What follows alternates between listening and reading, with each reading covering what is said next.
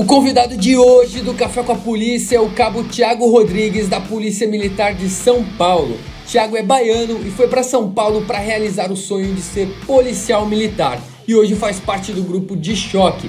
Além de experiências na polícia, tem uma história de vida incrível que você não pode perder. Então serve o seu café e curte esse papo que tá legal demais.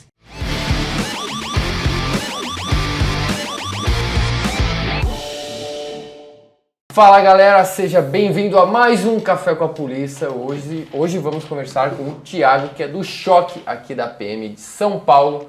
E antes de conversar com ele, eu quero te dar uma dica. Você quer ser aprovado em concurso policial, não sabe como estudar, tá perdido, não sabe nem como se organizar, nem como começar? Conheça o método Seja Aprovado clicando no link na descrição desse vídeo.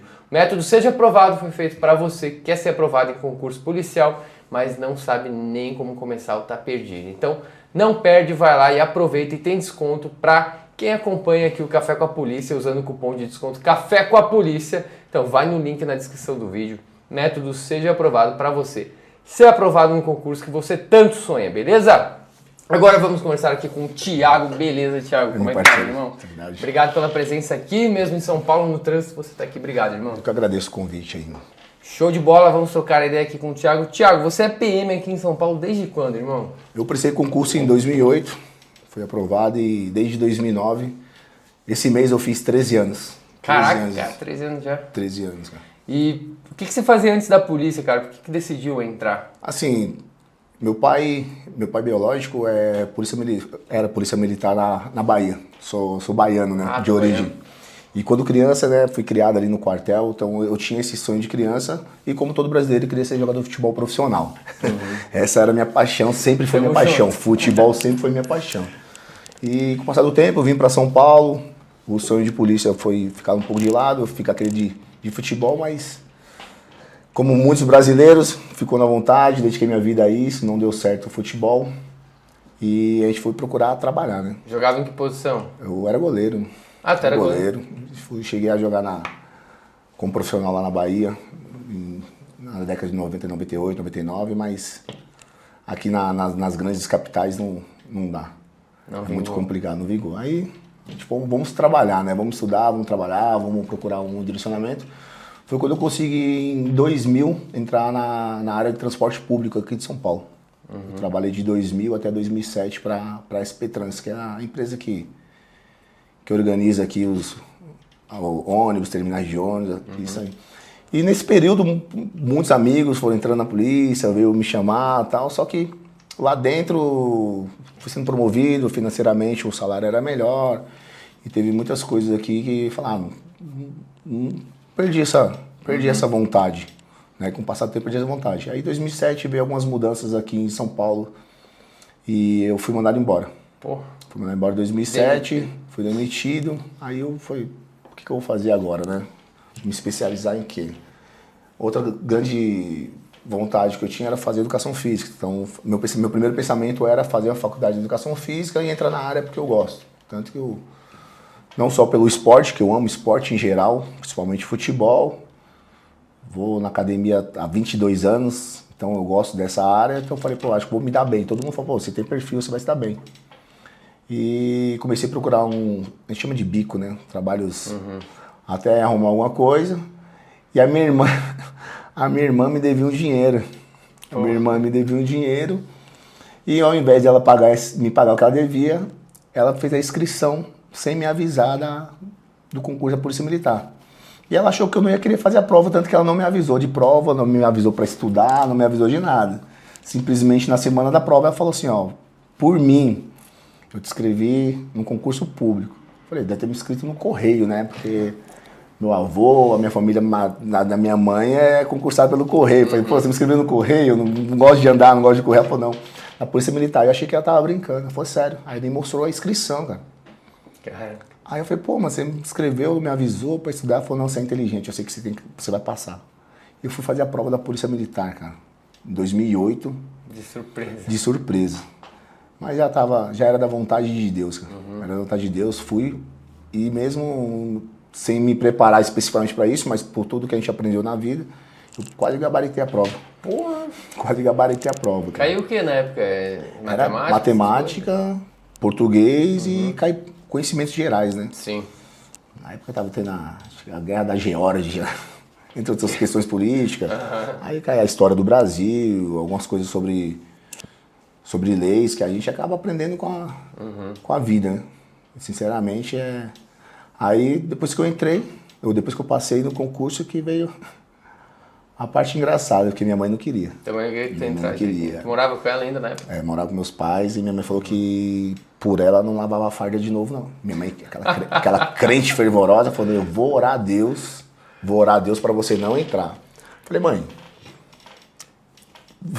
eu tenho muito respeito por essa parte espiritual da minha mãe, né, cara? A gente foi criado isso aí. Falei, mãe, vamos fazer o seguinte, deixa eu ir fazendo, se for da vontade de Deus, eu vou chegar até o final, porque não é só fazer a prova, tem várias etapas. E a inscrição, tinha 100 mil pessoas inscritas na época, eu lembro, e eram só 2.500 vagas. E das 100 mil pessoas, eu fui uns 2.500 escolhidos. Depois, né, no processo tem teste físico, psicológico coletivo, psicológico individual, recolhimento de documentação, investigação social. Até que um dia chegaram 2 policiais lá na porta da minha casa, perguntou se eu era Thiago Rodrigues, falei que era. Quem estava na casa, eu falei minha mãe. Ele falou, chama sua mãe que a gente precisa falar com ela. Aí eu me liguei que era a investigação social, né? Aí eu chamei minha mãe, eles pediram pra eu ir pra dentro, falar com ela. Tirar. Aí minha mãe voltou e falou, vou ter que mudar minha oração, porque eles falaram que era pra te dar parabéns, que você agora é um policial militar. Ali foi um mix de emoção, e agora como é que vai ser. Até ter vivido aquilo na infância, com o passar do tempo, eu não fui deixando, então não tinha noção do que seria, do como seria, o que estava me esperando a partir da A tua mãe falou o que eles perguntaram pra ela lá? Eles perguntaram como é que eu era como filho. O meu pai biológico ele foi exonerado na época. Foi agredido no superior hierárquico. Aí ela perguntaram se o meu comportamento, aí ela falou que o meu comportamento não era, não tinha nada a ver com dele, que eu era um bom filho, era uma pessoa muito benquista entre a família, entre os amigos. Eles já tinham ido já no meu antigo emprego perguntar de mim, já tinham ido onde eu morava perguntar de mim, eles já tinham feito contato com a Bahia, com a escola onde eu estudava para ver como é que eu era como aluno. Então eu falava assim, seu filho é engraçado, seu filho é preocupante. Por quê? Porque todo lugar que a gente vai, falam bem dele, ninguém fala mal dele. Aí ela falou assim, ele é um bom filho. Então, e aí foi que ele deu risada e falou, então fala pra ele parabéns que ele... Se ela não quisesse ter entrado, ela ia falar assim, eu acho que ele não tem condições, ele não está preparado emocionalmente. Mas aí ela viu que se ela orou durante todo o trajeto, porque é um ano, né, o processo. Sim. As etapas, te chama, daqui a 2 meses te chama de novo. E ela viu que as coisas foram acontecendo, a forma com que foi acontecendo, aí ela entendeu que aquela ali era a vontade de Deus, cara. Porque a forma como eu fiz a prova, entrei, era a vontade de Deus. Aí foi que começou a negociar. Só que tu não tinha muita noção, tu tinha falado ainda do trabalho, porque teu pai, tu conviveu com ele na tua infância? Até meus 4, 5 anos. Até meus 4, 5 anos é o que eu lembro, de estar sempre no batalhão e tal. Ele foi de viatura me buscar no hospital, minha mãe conta isso, é muito legal. E eu cresci com essa imagem, mas com o tempo foi... Né? E o meu pai que me criou também, só que o meu pai que me criou é engraçado, ele tinha vontade de ser, não era, mas ele é aquele cara fã da polícia e fã da rota. Ah, teus pais eram separados. Biológicos, entendi. Aí minha mãe casou de novo Teu padrasto? E o meu padrasto, né, que na verdade é um pai pra ti. É o meu pai, cara. Ele é meu pai, ele é meu herói, ele é minha referência. Eu me espelho nele para ser um homem como ele, para ser um pai como ele, para ser um chefe de família como ele. Ele é meu herói mesmo. É o melhor presente que Deus poderia ter dado na nossa vida. E ele é fã de polícia. E pra ele sempre... Mas ele nunca falou, eu quero que meu filho seja polícia. Ele nunca expressou. Eu só vim descobrir que essa é a vontade dele depois que aconteceu. Quando ele ficou sabendo que eu passei, você via a alegria dele, minha mãe, não, tal. Aí veio todo o processo de começar, de ir pra escola. Curso de formação. Curso de formação. E foi um dos momentos mais inusitados na minha vida, principalmente em relação ao meu pai, porque assim, eu sempre tive facilidade com estudo, mas eu nunca gostei na época de escola. A média é 7, As matérias que eu gosto eu vou tirar mais, mas a matéria que eu não gosto eu vou fazer o básico ali, 7, e vou tirar e vou passar de ano. Entendeu? E na escola de soldado eu achei que ia ser a mesma coisa. Cheguei lá, a média era 7. Falei, pô, moro na zona sul de São Paulo. E você é escolhido pela sua classificação. Né? Você escolhe a vaga pela classificação. Então, se você ficar em milésimo, quando chega na sua vez, as vagas sobraram, você escolhe. Eu falei, moro na zona sul de São Paulo. Nem todo mundo quer trabalhar na zona sul de São Paulo. Então, vai sobrar vaga para mim na zona sul de São Paulo. Foi quando abriu o edital para ir pro choque. No meu abriu 32 vagas. Já no curso de formação? No curso de formação abriu 32 vagas. Eu falei, puta, 32 vagas. Eu sabia que eles pegavam já recém-formado. A minha turma foi a última, cara. Depois exigiram tempo. A minha turma fazem escola lá, mas se formam, mas não vão pro ano. A minha turma foi a última que fez escola e ficou lá no 2º Batalhão de Choque. Então eles estão com o projeto de ter uma nova turma para fazer isso. E eu falei, puta, 32 vagas para 2.500. Eu falei, mano, não vai dar. Então vou fazer minha média ali de 7.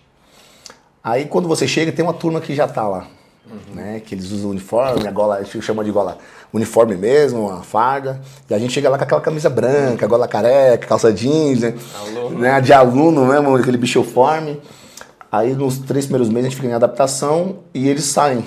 E a gente assume essa gola preta e tudo mais. Aí fala assim, vai ter a escolha de vagas da turma que está antes de vocês. Então vocês vão lá assistir como é que é. Então também não tinha noção de como é que era. É o ginásio poliesportivo lá da escola, gigante. Fica na parede as vagas, no giz. E primeiro colocado, eu quero ir para tal lugar. Tem 10 vagas, eles apagam, tem 9 vagas. Ele sai, segundo colocado, e assim por diante. E foi indo. A turma anterior também de 2.500, foi indo. E eu lembro que o último colocado tinha esse pensamento que eu tinha. Ele morava na Zona Sul, lá no Grajaú, e ele achou que ia estar tranquilo, que ia sobrar uma vaga na Zona Sul para ele. E ele foi o último colocado. Eu lembro dessa cena que ele não sabe, mas a vida dele mudou a minha. Ele foi o último colocado da turma anterior. Ele morava lá no Grajaú, que é o extremo sul de São Paulo, e a última vaga era para Guaianazes, o extremo leste de São Paulo. É tipo... Longe pra caralho. Bom, muito longe. Muito longe. E eu lembro que quando ele chegou na vez dele, ele olhou que só tinha uma vaga em Guaianazes. O cara desabou de chorar. Ele falou, como é que eu vou fazer? Eu não sei nem onde é que fica Guaianazes, não sei nem como é que faz pra ir pra Guaianazes. E aquilo aí ficou na minha cabeça. Eu falei, não, vou estudar. Então, eu acho que o que eu não estudei a minha vida toda no ano letivo de escola, na escola de formação eu estudei muito. Estudei muito, abri mão de muita coisa, abri mão de estar com meus pais, porque eu sempre morei com meus pais. E naquele momento ali, era muito longe, de onde eu morava até a escola. E para chegar lá, eu tinha que pegar o primeiro trem 4 horas da manhã. Para chegar às 6 e pouco, para conseguir tomar um café, preparar a farda e entrar em forma. Saí de lá às 5, chegava em casa quase 9 horas da noite. Então eu já chegava comendo e dormindo. Eu falei, como é que eu vou me preparar para as provas? Então a gente teve que morar lá, a gente chama a Vilinha, a Vila Clarice, que é o bairro que é em volta da escola, que tem muitas pessoas, os senhores lá têm as suas casas, eles alugam os quartos para os quartos. Aí pensão. Isso, tipo uma espécie de pensão. E tanto que eu fui morar eu e mais 3 policiais lá no cômodo lá. E para mim foi uma experiência diferente, mas lá eu estava mais perto, consegui estudar e eu me dediquei. Abri mão de estar com meus pais, abri mão de relacionamento, abri mão de me divertir em pró visando ter uma boa nota. E se desse o choque, melhor ainda. E ao final, cara, foi muito gratificante, porque de 2.500 eu consegui ficar em 10º. Porra. Consegui ficar em 10º. Quando eu vi a minha classificação, meus pais foram lá depois. E são várias folhas com os nomes, né? E na primeira folha, eu mostrei pro meu pai aqui, ó. Primeira folha, o 10º nome é o meu. Aí foi muito gratificante. Aí nós fomos pra formatura. A minha formatura foi ali no Pacaembu. A gente chama Praça Charles Miller. E ali foi um dos momentos mais marcantes da minha vida, porque tem um processo, a formatura, o processo final, você desfila. E ao término do desfile, né, os familiares ficam, é tipo um estádio, mas eles ficam aqui em cima. Aí ao término do desfile, os familiares vêm te cumprimentar, você joga o chapéu igual a faculdade, porque é uma faculdade. Você joga o chapéu pra cima ali, vem cumprimentar. E quando meu pai me abraçou, cara, assim, meu pai é aquele baiano, criado na roça, né, sempre mostrando força.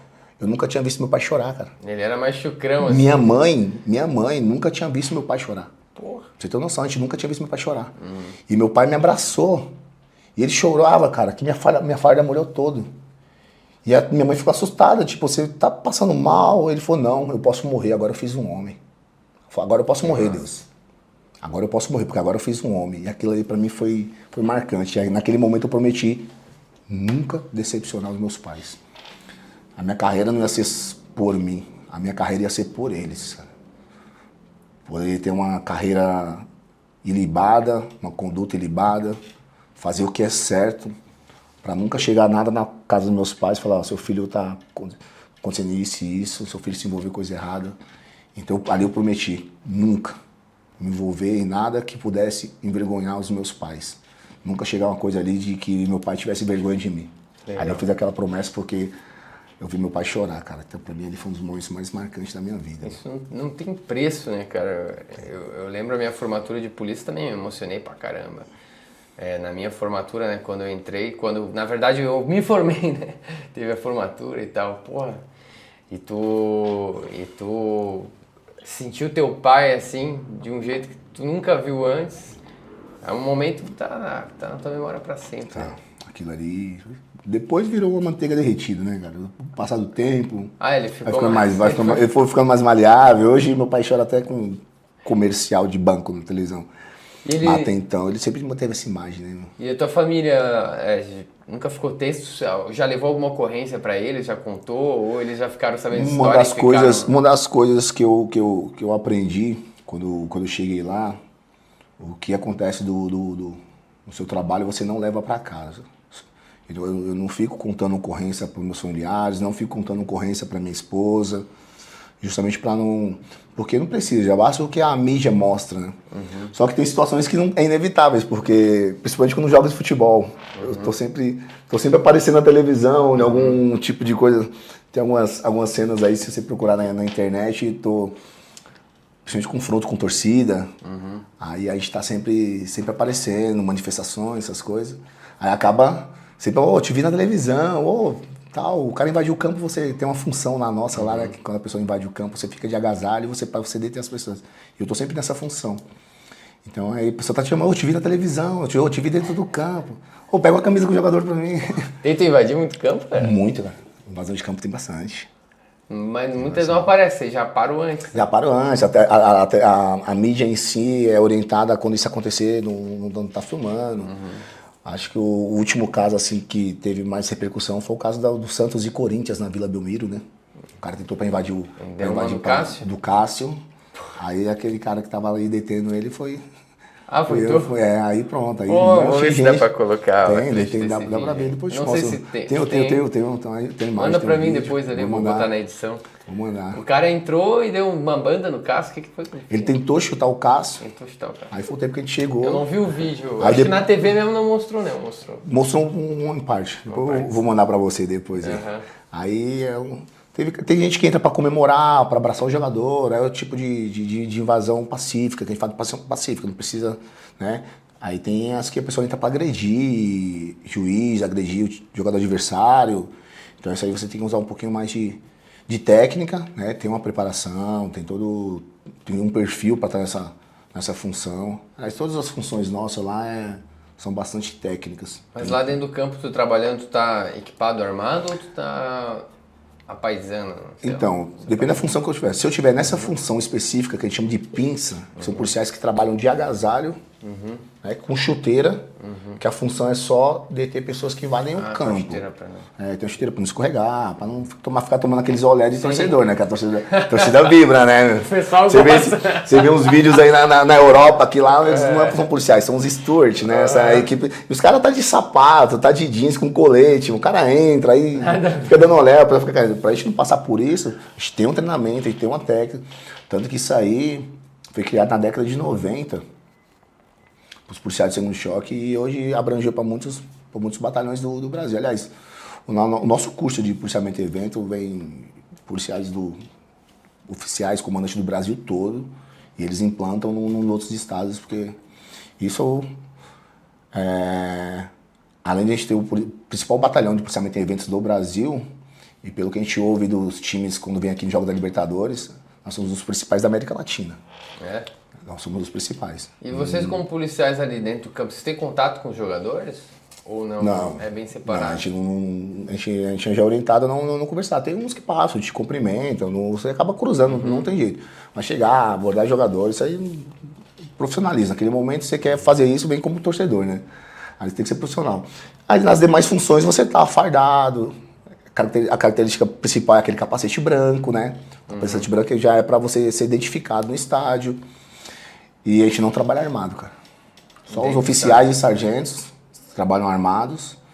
Cabo soldado não trabalha armado. Só o pessoal fora do estádio, o pessoal de dentro. É, a parte externa. A parte interna do estádio é na mão, velho. No braço, é na força. E o policial que vai ver jogo lá? Eu tô apaisando, vou ver jogo no estádio. Entra armado, né? Depende da legislação do seu estado. Quem determina isso é o seu comandante. Né? Por exemplo, a gente sabe que o comandante do Rio de Janeiro já orientou que os policiais que vierem assistir jogo aqui não é para entrar armado. Então a gente sabe disso aí. Aí tem que ver, por exemplo, você é de Santa Catarina. Tem que ver qual é a legislação do governador do seu estado. O que ele determina. Né?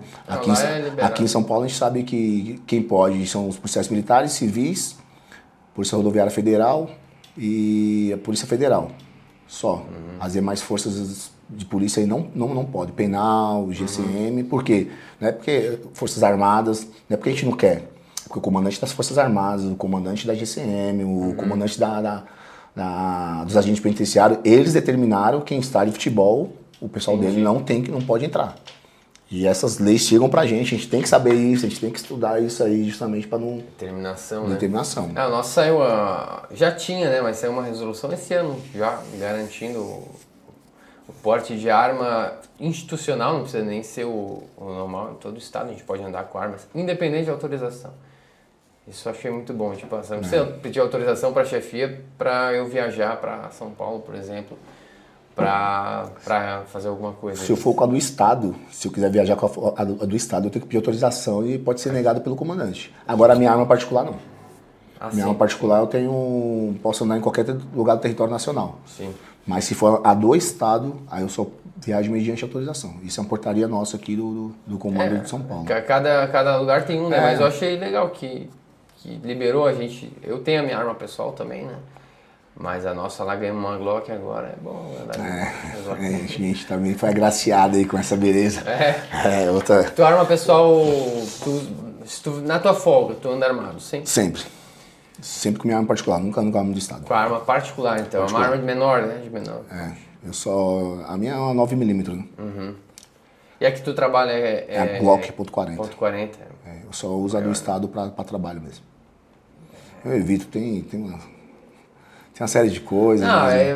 Se você, por exemplo, às vezes você não tem um dinheiro para você investir porque uma arma não é barato. Sim. Né? Não é barato.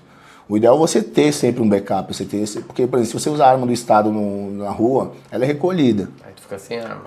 Entendeu? Ela é recolhida para perícia. Aí quando você for trabalhar, ficar sem arma, não. O estado vai te fornecer uma arma para você trabalhar. Você nunca vai trabalhar desarmado. Só que a gente chama de arma e desarma. Você vai usar a arma, acabou o seu serviço, você pega a arma no batalhão, acabou o serviço, porque a arma que o Estado te deu, que era para você portar, você usou e teve que ser recolhida. Então, como é que você vai voltar para sua casa? Como é que você vai voltar para as pessoas que sabem que você é polícia ali, desarmado? Então, é interessante o policial ter. Né? Só que tem gente que tem outras prioridades e não tem. Eu tenho a arma do Estado, eu vou usar a arma do Estado. Mas é particular de cada um, cara. Também eu fiquei 5 anos sem arma particular, comprei ano passado. Aí, também dinheiro, financeiramente. Exatamente. Consegui pagar umas dívidas. Que sou eu pra julgar. Né, o orçamento. Pessoa, exatamente. Uma arma brasileira é 6 conto, tu vai gastar tranquilo. Quem é que tem 6 conto pra gastar? Então, difícil, né? É uma coisa que você tem que se preparar pra ter. E tu na folga sempre andou armado. Já aconteceu alguma situação de folga que teve que agir ou tentaram te assaltar ou você achou uma situação? Já tem moto de grande porte, né? Eu tinha uma moto de grande porte, né? E aqui em São Paulo, infelizmente, há uma inversão de valores, né? Você, cidadão de bem, você não pode ter uma moto de grande porte. E você, policial, pior ainda. Porque você, como policial, para ter uma moto dessa, você só tem 2 situações. Ou você tem a moto, põe no seguro, deixa sua arma e só funcionar em casa.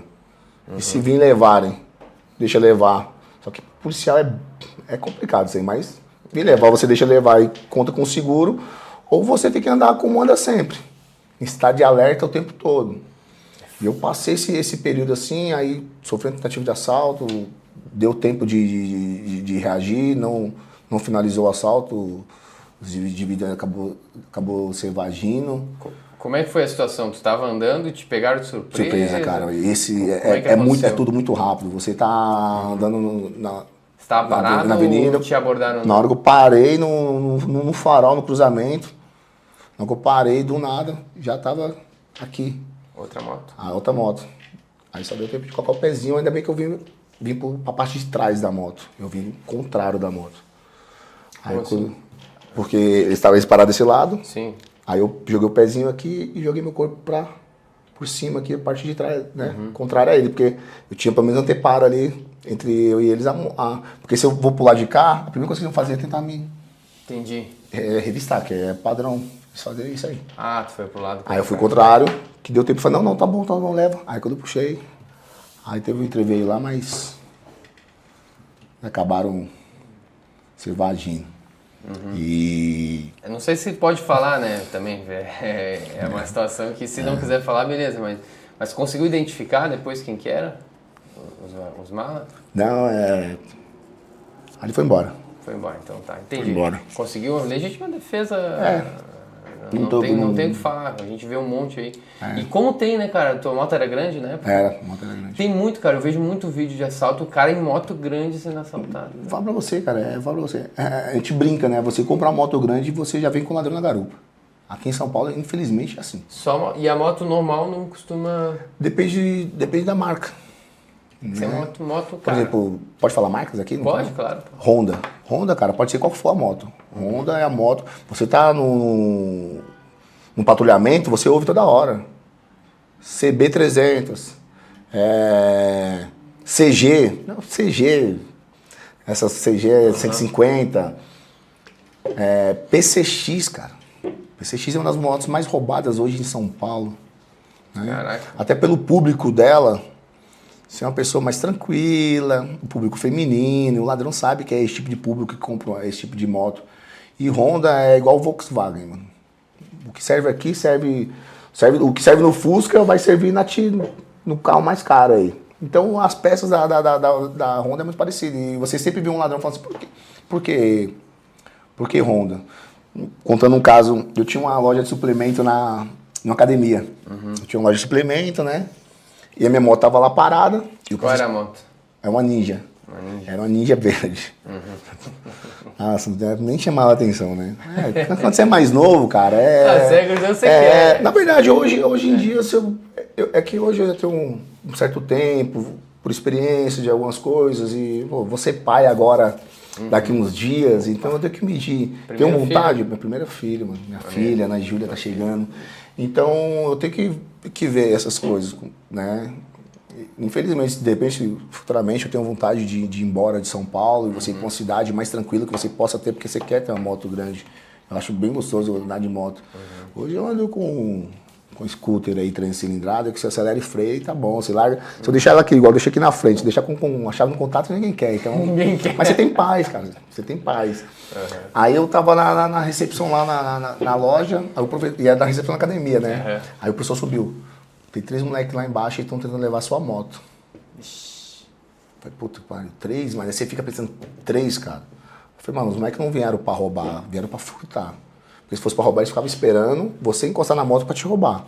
Então vocês já estavam mexendo nas motos, eles estavam querendo mexer, queriam furtar. Então, na minha cabeça, não estão armados. Mas mesmo assim, desci, passei por eles. Quando eu desci, eles me viram, eles afastaram, encostaram na mureta do estacionamento. Aí eu falei, não estão armados. Aí eu dei a volta, fui dando aquele migué, quando eu cheguei perto, vai, levanta a mão. Aí você fica naquela, 3, como é que você vai revistar 3? Aí você tem que diminuir o máximo qualquer reação deles. Levanta a mão, senta os 3 e mantém a mão levantada. Aí fui em um aqui, olhei assim, nada. Aí você via que 2 tinha cara meio de criança, um cara mais velho. Aí falei, tá armado aí? Não tô armado não. Entrei, falei lá, mão no bolso, micha. Né? Aí eu falei, não dá pra ficar fazendo muita coisa aqui. Peguei o celular, 90, já me identifiquei, falei tal a situação. Falaram, estão tentando levar minha moto aqui e tal, não sei o quê. Quando a viatura chegou no apoio, aí você fica mais tranquilo, chegou 2 policiais para atender, aí você separa os moleques e pergunta. Eu falei, irmão, por que você ia levar minha moto? Ele falou, não queria sua moto. A gente queria a Twister do lado. Só que a minha moto estava do lado, eles estavam mexendo na minha moto para tirar a minha moto para pegar a Twister. Eu falei, aí o policial falou, você tem uma Ninja? Uma moto dessa você quer levar a Twister? Ele falou, porque a Twister é Honda, a Honda é mais fácil de levar.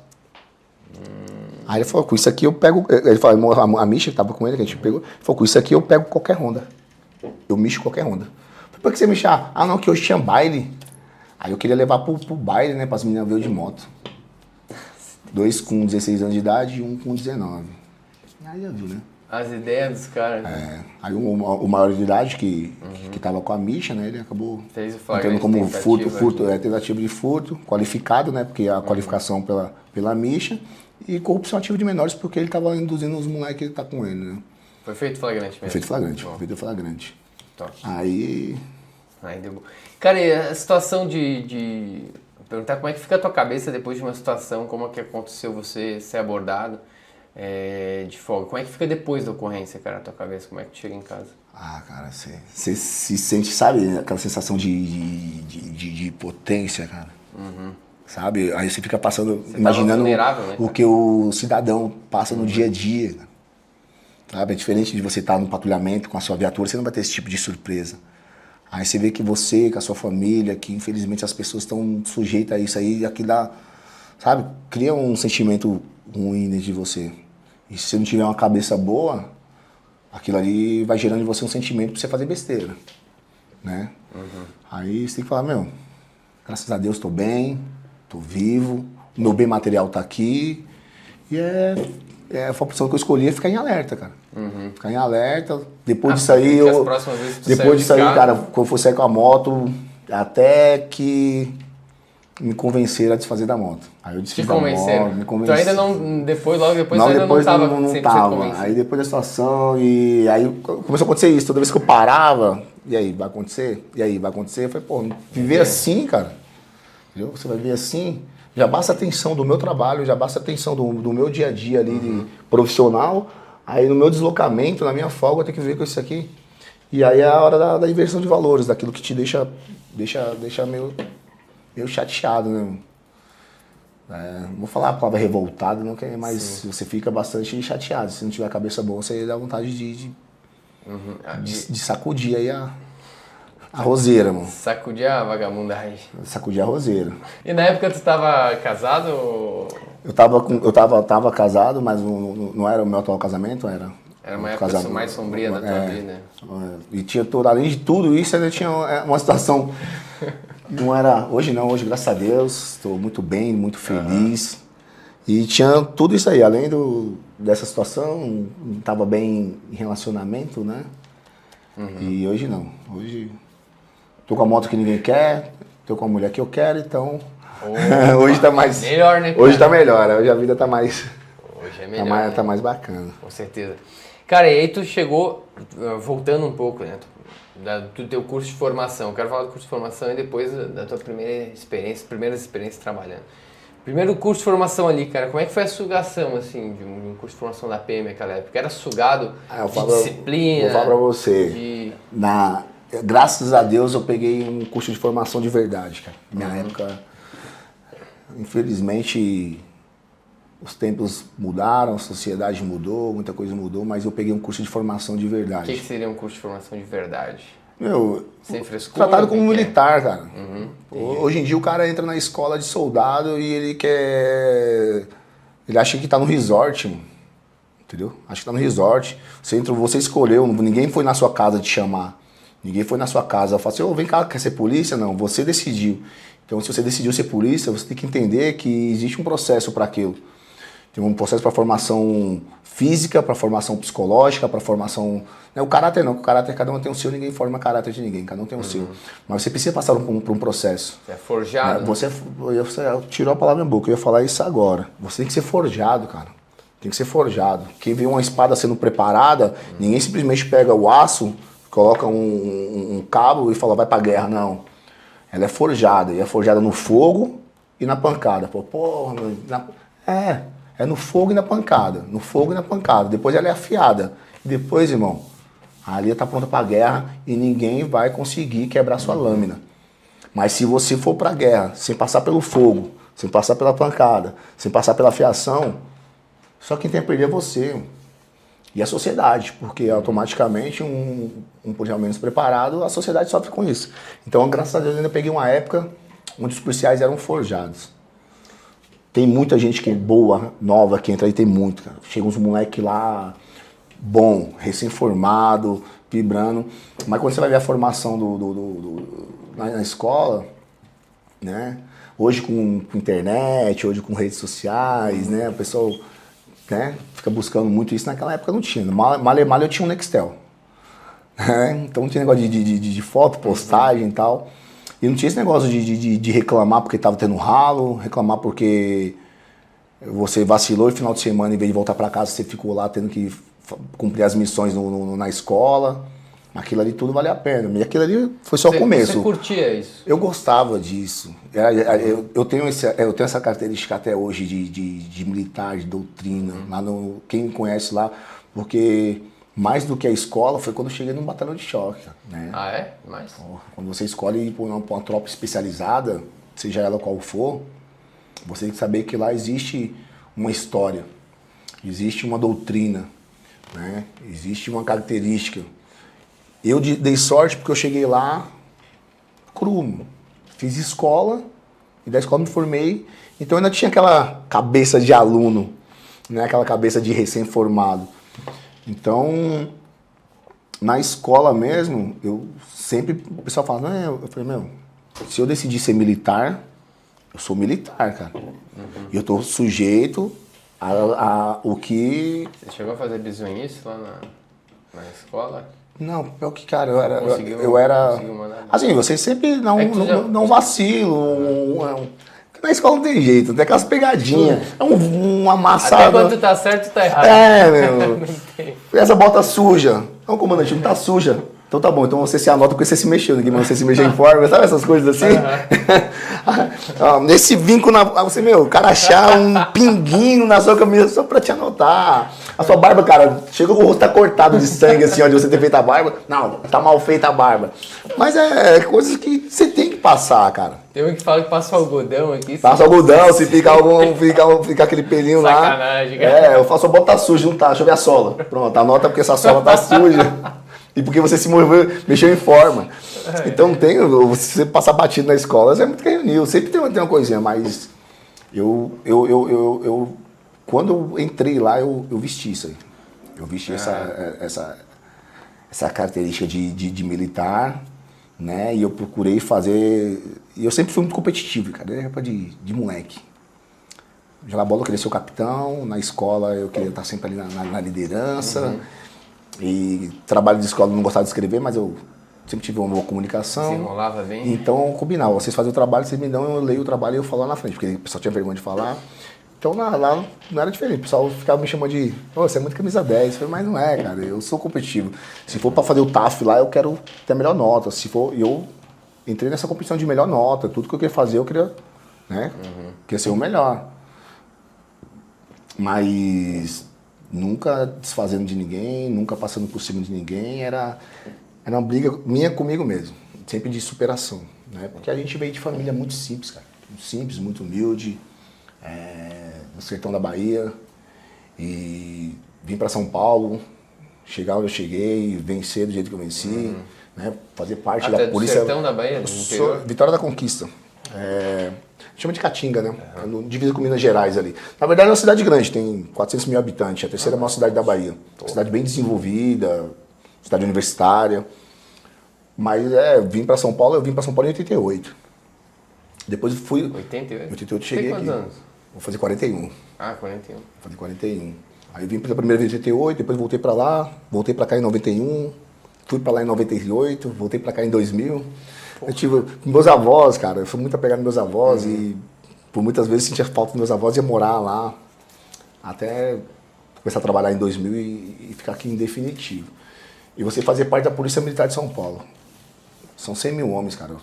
Tem exército no mundo aí que não tem 100 mil homens.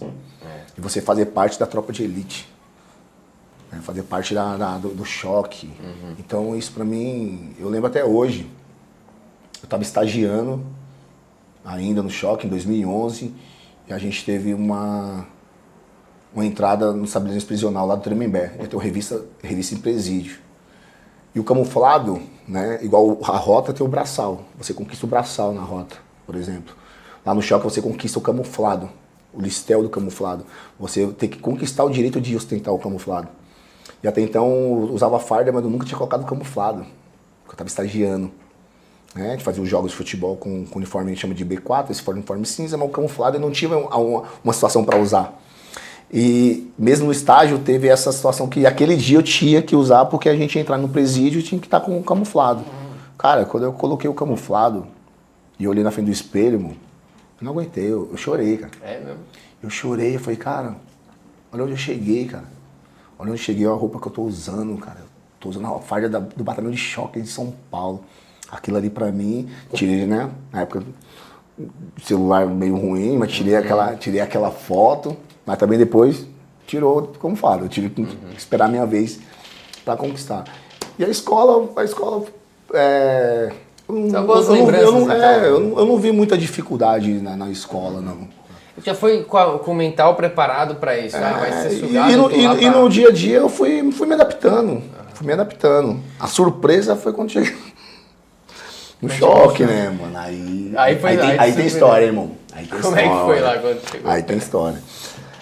Aí nós nos formamos, tinha 32 vagas, os primeiros colocados foram pra lá, as melhores notas, nós chegamos lá, isso, meu, você vê a tropa de choque, aquela tropa em forma, todo mundo de camuflado, mano, uns caras de 2 metros de altura, os caras dessa largura, você olha pra vocês e fala, caramba, mano, totalmente diferente de escola. Você, moleque novo, cara, era molecão, cara. E eu falei, caramba, mano, e você vê o pessoal marchando logo cedo e cantando o hino do batalhão, e você vê aquela vibração, os pelotões em forma, assim, aí nós chegamos, todo mundo, a gente chegou tudo assustado, mano. Nós chegamos tudo assustado. Aí você chega, você se apresenta, aí cada um vai pra um pelotão e você se apresenta no seu pelotão. Aí lá eu tive, na época, o prazer de conhecer o Sargento Vitriano. Tem o Sargento Nascimento do BOPE? Oi? O Sargento Nascimento, o teu Capitão Nascimento lá do BOPE? Sim, sim. Ele é um pouquinho pior. Ele era muito militar. Muito militar. E ele implicou comigo, cara. Ele implicou comigo. Opa, tá, cara. Comigo. E quando a gente chega lá no choque, você tem 15 dias de adaptação. Você tem 15 dias de adaptação. Esses 15 dias onde eles levam o seu físico, o seu psicológico, o seu emocional, eles levam ao extremo. Você trabalha todos os dias. 15 dias. 15 dias direto. São 2 companhias, né? Você trabalha nos 2 dias, nas 2 companhias, fazendo todas as funções, treinando todo dia, com exaustão, e ele ficou acompanhando a minha turma durante esses 15 dias. E esse cara, ele já foi da rota, do COI, do choque, Rocan, foi bombeiro, tem um cara tem um conhecimento vasto, é um cara, ele aposentou agora segundo tenente Vitriano, e ele implicou comigo. O problema dele era eu. A forma com que ele tratava, e ele gostava de... Na frente de todo mundo, ele me tratava de um jeito, eu ficava com o problema desse cara, mano. Chegava em casa chorando de raiva, mãe, eu vou embora, mãe, vou desistir, não vou. O problema do cara é comigo, o cara é comigo. E eu cheguei lá, moleque, mas de academia, né? E ele falou, ferrinho. E aí, Fatinho, você acha que você propôs esse corpo aí? E, cara, só que quando ele tava só eu e ele trocava uma ideia comigo, eu ficava, esse cara é louco. Ele trocava uma ideia de boa comigo. Mas quando tava no coletivo, ele o tempo mas todo. Mas por que ele zoava assim? De tratar mal, assim. Tem uns jargão que a gente usa com recruta. Tá horrível, você não presta, vai embora, pede pra sair, você não vai ficar, eu não vou deixar você ficar. Olha essa farda sua, mano. Olha isso. E você olhava e falava, não tem nada. Mas, e ele, naquilo ali, esses 15 dias. E lá tem esses 15 dias de adaptações. E no final dos 15 dias, a gente faz uma simulação de intervenção de via. A própria tropa, os policiais já na tropa, a gente faz uma barricada e você chega no pelotão de choque, como se fosse um manifestante, e você vai ter que transpor aquela barricada. Gás, arremesso de objeto, uma simulação. Ele falou pra mim, ó, os escudeiros são chamados por classificação aqui, que eu vou decidir. Se no dia você não for o escudeiro 1, você pega as suas coisas e vai embora. Foi pronto. Aí, e nada que eu fazia tava bom. Nada que eu fazia tava bom, nada que eu fazia tava bom. A gente tava sentado lá depois desses 15 dias já, eu tava... E ele falou, ó, ele, o tenente, na época, hoje capitão, Estevam, ele falou assim, ó, vou chamar aqui o pelotão de choque e vai assumir na posição de acordo com o que eu vou chamar.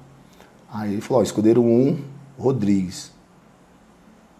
Olhei pra ele assim, olhei pro tenente. Falei, esse cara é doido, mano. Ele pegou o pé, 15 dias pegando no meu pé e ele me escolheu como escudeiro 1. Aí foi formando. Aí depois que isso passou, ele falou assim, sabe por que eu tava pegando no seu pé? Porque quando você chegou aqui eu me vi. Você é igualzinho a mim quando eu cheguei. E eu precisava saber quem era você. Se você era o que eu tava imaginando. Pra quando eu for embora você ficar no meu lugar. E o cara se tornou meu pai, mano. Hoje eu amo aquele cara. Ele me ensinou tudo que eu sei, e tudo que eu aprendi lá no batalhão, tudo que eu sou eu devo a esse cara. E foi muito bacana que depois, tanto que ele me chamava de fiote, o pessoal me brinca até hoje, o pessoal me chama de Vitrianinho até hoje por causa dele. E todo mundo fala, meu, você é muito parecido com o Vitriano. E ele tinha visto isso em mim, eu não sabia. Então, na verdade, ele não estava pegando meu pé, ele estava vendo qual que era a minha, se era isso ou se ele não estava enganado. Tava te testando. E tava me testando, cara, o tempo todo. E eu odiava, mas odiava que eu falo pra você, chegar em casa e falar, mãe, eu quero matar esse cara, eu quero matar esse cara, eu ia desistir para dele. E o cara se tornou meu pai, mano. Eu falo que meu pai na PM foi o Sargento Vitriano, devo tudo o que eu sei a ele. Depois que passou os 15 dias que ele veio com isso aí. Mas aí começou o estágio, um ano de estágio, cara. Fala pra você, tem que saber o que você quer. Antes de falar desse ano de estágio, tu chegava em casa chorando de raiva, tua mãe falava o quê? Ela me acalmava, mano. Te acalmava? Ela falou assim, é isso que você quer? Não era seu sonho? Uhum. Ela falou, eu vi você um ano de escola falando que seu sonho era ir pro choque, que você estudou, você se preparou, agora uma pessoa vai fazer isso com você? Ela falou, calma, vai passar. Às vezes tem uma pessoa que fica aloprado lá e eu falo para as pessoas, calma, estágio, cara, a única parte boa do estágio é que uma hora ele acaba. Uhum. Uma hora acaba. Tem que bancar a etapa, né? Etapa, né? Aí aquilo ali, minha mãe que me acalmava, cara. Minha mãe me acalmava, falava, não, desiste não. Aí eu chegava no outro dia, aí tudo de novo. Foram 15 dias que pra mim duraram, foi uma eternidade, cara. Os meus 15 dias com ele foi pior do que um ano de estágio depois. Tu trabalhava muito, né? Não dava tempo de descansar muito? Como é então, que tava? naquela época, o batalhão de choque, lá no segundo choque, a gente ficava muito aquartelado. Uhum. Hoje mudou um pouco, com passagem de comando, de mudança de governador, mudança do comandante, mudou um pouco as características. Hoje a gente faz muito patrulhamento. Só que naquela época não era muito comum a gente fazer. A tropa de choque era a tropa reserva do governo, igual eu falo, né? A tropa reserva do governo. A gente fica ali treinando. Tocou o alarme, chamou, filho, porque alguma coisa tá acontecendo. Então a gente não tinha muito esse costume. Isso aí foi acho que no ano de 2012 ou 2013 que a gente foi tomando essa característica de policiamento, que hoje é muito comum. Mas quando eu cheguei lá em 2010, a gente ficava muito aquartelado. Então quando não tinha jogo, cara, era o dia todo treinando, era o dia todo, das 7 às 19 ali, ó, treinamento físico, treinamento técnico, atividade física, então, e estudar, cara, estudar. Exaustivo. Porque lá é muita lei. Estádio, futebol, é muita lei, estatuto do torcedor, né? Tem que saber tudo. Aí tem que saber tudo, porque não adianta você chegar pra pessoa e falar assim, ó, você não pode fazer isso. A primeira coisa que eu vou te perguntar, por que eu não posso? Você não pode entrar com esse tipo de objeto, mas por que eu não posso? Você tem que explicar que existe uma resolução, que existe uma lei estadual, que existe uma lei federal que não permite que ele possa entrar com aquilo ali. Você tem que explicar para a pessoa. Não é simplesmente porque eu não quero, não existe isso porque eu não quero. Então você não pode, lá a gente fala que tem que ser bom de bola e bom na escola. Então não adianta só ser bom de bola não, tem que ser bom na escola. Também não adianta só ser bom na escola e não ser bom de bola. Então lá a gente estuda muito, só que lá a gente tem que estudar a gente chama de M8, que é o de controle de multidões, que é as manifestações, entrada em presídio, né? O M10, que é o que preconiza as atividades no estádio, policiamento. Então você tem que saber de tudo. De tudo. Lá no batalhão você tem que saber de tudo. Tem a história do batalhão, que é uma história muito bonita do batalhão. Né? Então eu gosto muito dessa parte, tanto que, graças a Deus, hoje, de história do batalhão, lá eu sou uma das referências. As pessoas têm alguma dúvida, quer perguntar sobre história, momentos, monumentos do batalhão. Eu falo, pergunta pro Rodrigues, que o Rodrigues sabe.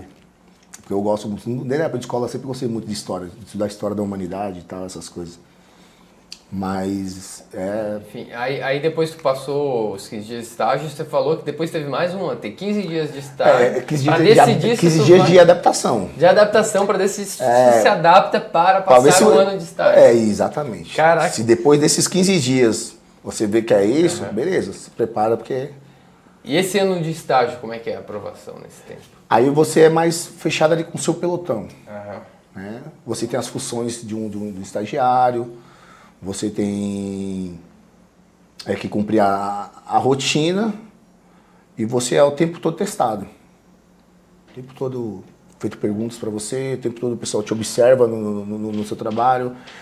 Cada fim de serviço é feita uma avaliação para o comandante que estava com você, para ver se aquele dia você desempenhou. Porque não adianta chegar no meio do estado e falar assim, o cara não presta. Por que ele não presta? Porque tal dia... Isso ele não... Porque não adianta eu chegar lá, colocar tudo bom, e pra falar que o cara não presta. Né? Lá tem uma particularidade, por ser tropa aquartelada, e isso é qualquer batalhão aquartelado, o convívio é complicado, irmão. É diferente do policial de rua, que ele pega, ele e o parceiro dele, ele assume a viatura e é 12 horas você e seu parceiro. Você não tem contato ali não, ali são 100 homens, no mesmo lugar, cada um com uma personalidade, cada um com um pensamento, cada um com uma característica, para fazer o mesmo intuito, mas tem conflitos. Conflitos de ideias, conflitos de pensamentos. E isso qualquer policial de batalhão, né, de tropa especializada, aquartelado, que tem que estar ali, que tem que estar no convívio, vai falar que, além das dificuldades do trabalho, da adaptação do trabalho, tem a questão de você se adaptar. E fora que nós temos, né, a hierarquia, né, tem que ser respeitado. E lá a gente, além da hierarquia estabelecida pela polícia, né, da função do seu cargo, da sua patente, essas coisas, a gente respeita a hierarquia do tempo de base. Né? Por exemplo, eu tô lá há 12 anos, tenho 13 anos de polícia, eu tô lá há 12. 12 anos eu tô lá. Só que pode chegar um cara lá com 16, 17 anos de polícia para estagiar lá comigo agora. Beleza, ele é mais antigo que eu de polícia, mas ele tem que entender que eu tô lá há 12 anos. Lá é assim, no COI é assim, na rota o tempo de braçada é respeitado, na força tática você tem... Se tu sair pra rota, tu vai passar por um processo também. Aí tem que começar do zero, lá é tudo de novo. É outra característica, outro estágio. Como acontece muito de policiais do... E por ser, a gente brinca, é vizinho, né? Tem o batalhão da rota, atrás a cavalaria e o segundo choque. Então essa troca entre esses batalhões ali é muito comum. O pessoal da rota vinha pro nosso batalhão, nós vimos pra rota, pra cavalaria. Então as movimentações entre os batalhões de choque, canil, né, o COI, o GAT, é muito comum essa troca entre a gente, o terceiro e o segundo choque. Porque são 5 batalhões de choque em São Paulo, na verdade. Tu nunca pensou em sair do choque pra rota ou você quer ficar no choque mesmo? Como é que é o teu pensamento? Teve logo no começo, quando era mais recruta, esse sargento Vitriano, ele foi lá pra rota. E ele falou que quando terminasse o estágio dele, ele queria muito que eu fosse. Quando eu cheguei em casa, eu falei isso aí, mais uma vez minha mãe falou, não, pra lá não. Já meu pai falou assim, meu pai, né, o sonho dele. A rota famosa, né? E meu pai é aquele que era fã, mas aí acabou não dando certo pra ele, por questões particulares dele lá, uma série de questões particulares dele lá, porque como todo estágio é bem complicado e quando você é que nem eu, cheguei lá, recruta e vai passar pro estágio, é tudo mais fácil. Quando você já tem uma bagagem, isso acontece. Quando o cara chega com a experiência dele de rua, com convívio de rua ou de outro batalhão, para estagiar lá, o cara sofre um pouco mais. Diferente do cara que chega, é recrutinha, você chegou lá, então é mais fácil. Eu cheguei lá sim, eu cheguei recruta, de tudo. Então, eu me adaptar àquilo ali foi mais fácil. Eu não tinha meus vícios, não tinha minhas... Sim. Então, você sai dali muito tempo no nosso batalhão, ele foi lá, não deu certo pra ele. É que você é um cara, vamos supor, você tá um tempão aí, você é um cara já respeitado ali, já é um No, cara... no meu meio, eu já tenho um respeito, já tenho um... Aí você vai pra outro lugar, você vai ser tratado como exatamente. nada. Às vezes também é você mesmo, seu ego, né? Você pensa, porra. Você tem que pensar bem. Como eu ainda era recruta, isso foi no ano de 2012, eu era recruta, falei, é a hora, né? Mas ele voltou e falou assim, eu conheço você, lá não é pra você. Lá não é pra você. Eu falei, eu confio em você tá falando isso. E graças a Deus, cara, porque eu amo o que eu faço, cara. Eu amo o meu batalhão. Quem me conhece sabe que já recebi convite de ir para outros lugares na polícia que a gente chama, não sei como é que funciona lá com você, a gente chama de prolabore. Prolabore é quando você trabalha em algumas instituições na PM que você ganha um valor a mais por estar naquela instituição. Normalmente, principalmente Palácio do Governo, Casa Militar, essas coisas. Porque é um trabalho particular lá, então tem essa característica dela. Sim. E eu abro mão de receber mais para estar onde eu tô. Abro mão de trabalhar talvez mais perto da minha casa para estar onde eu tô, porque eu amo o que eu faço. Eu sou aquele cara que eu não acordo e falo, puta, mano, hoje tem que trabalhar, hoje tem que... Não. E o choque não ganha mais por estar no choque, Não, né? não. Você ganha pela sua função. Soldado ganha como soldado. O cara pode ser soldado da rota, como ser o soldado da base comunitária da divisa com Mato Grosso. Ele vai ganhar pela função dele. Independente. O cara é tenente do GAT, tenente do choque. Ele é tenente na companhia lá na divisa, lá em Rosana, que é a última cidade aí na divisa de São Paulo. Ele vai receber porque é pela função dele. Então você não... Aí eu falo assim, mas todo mundo faz essa pergunta, você recebe mais por ser de lá? Não. Eu recebo pela minha função, que eu sou cabo, eu vou receber como cabo. Então por que você está lá? Aí é coisa pessoal.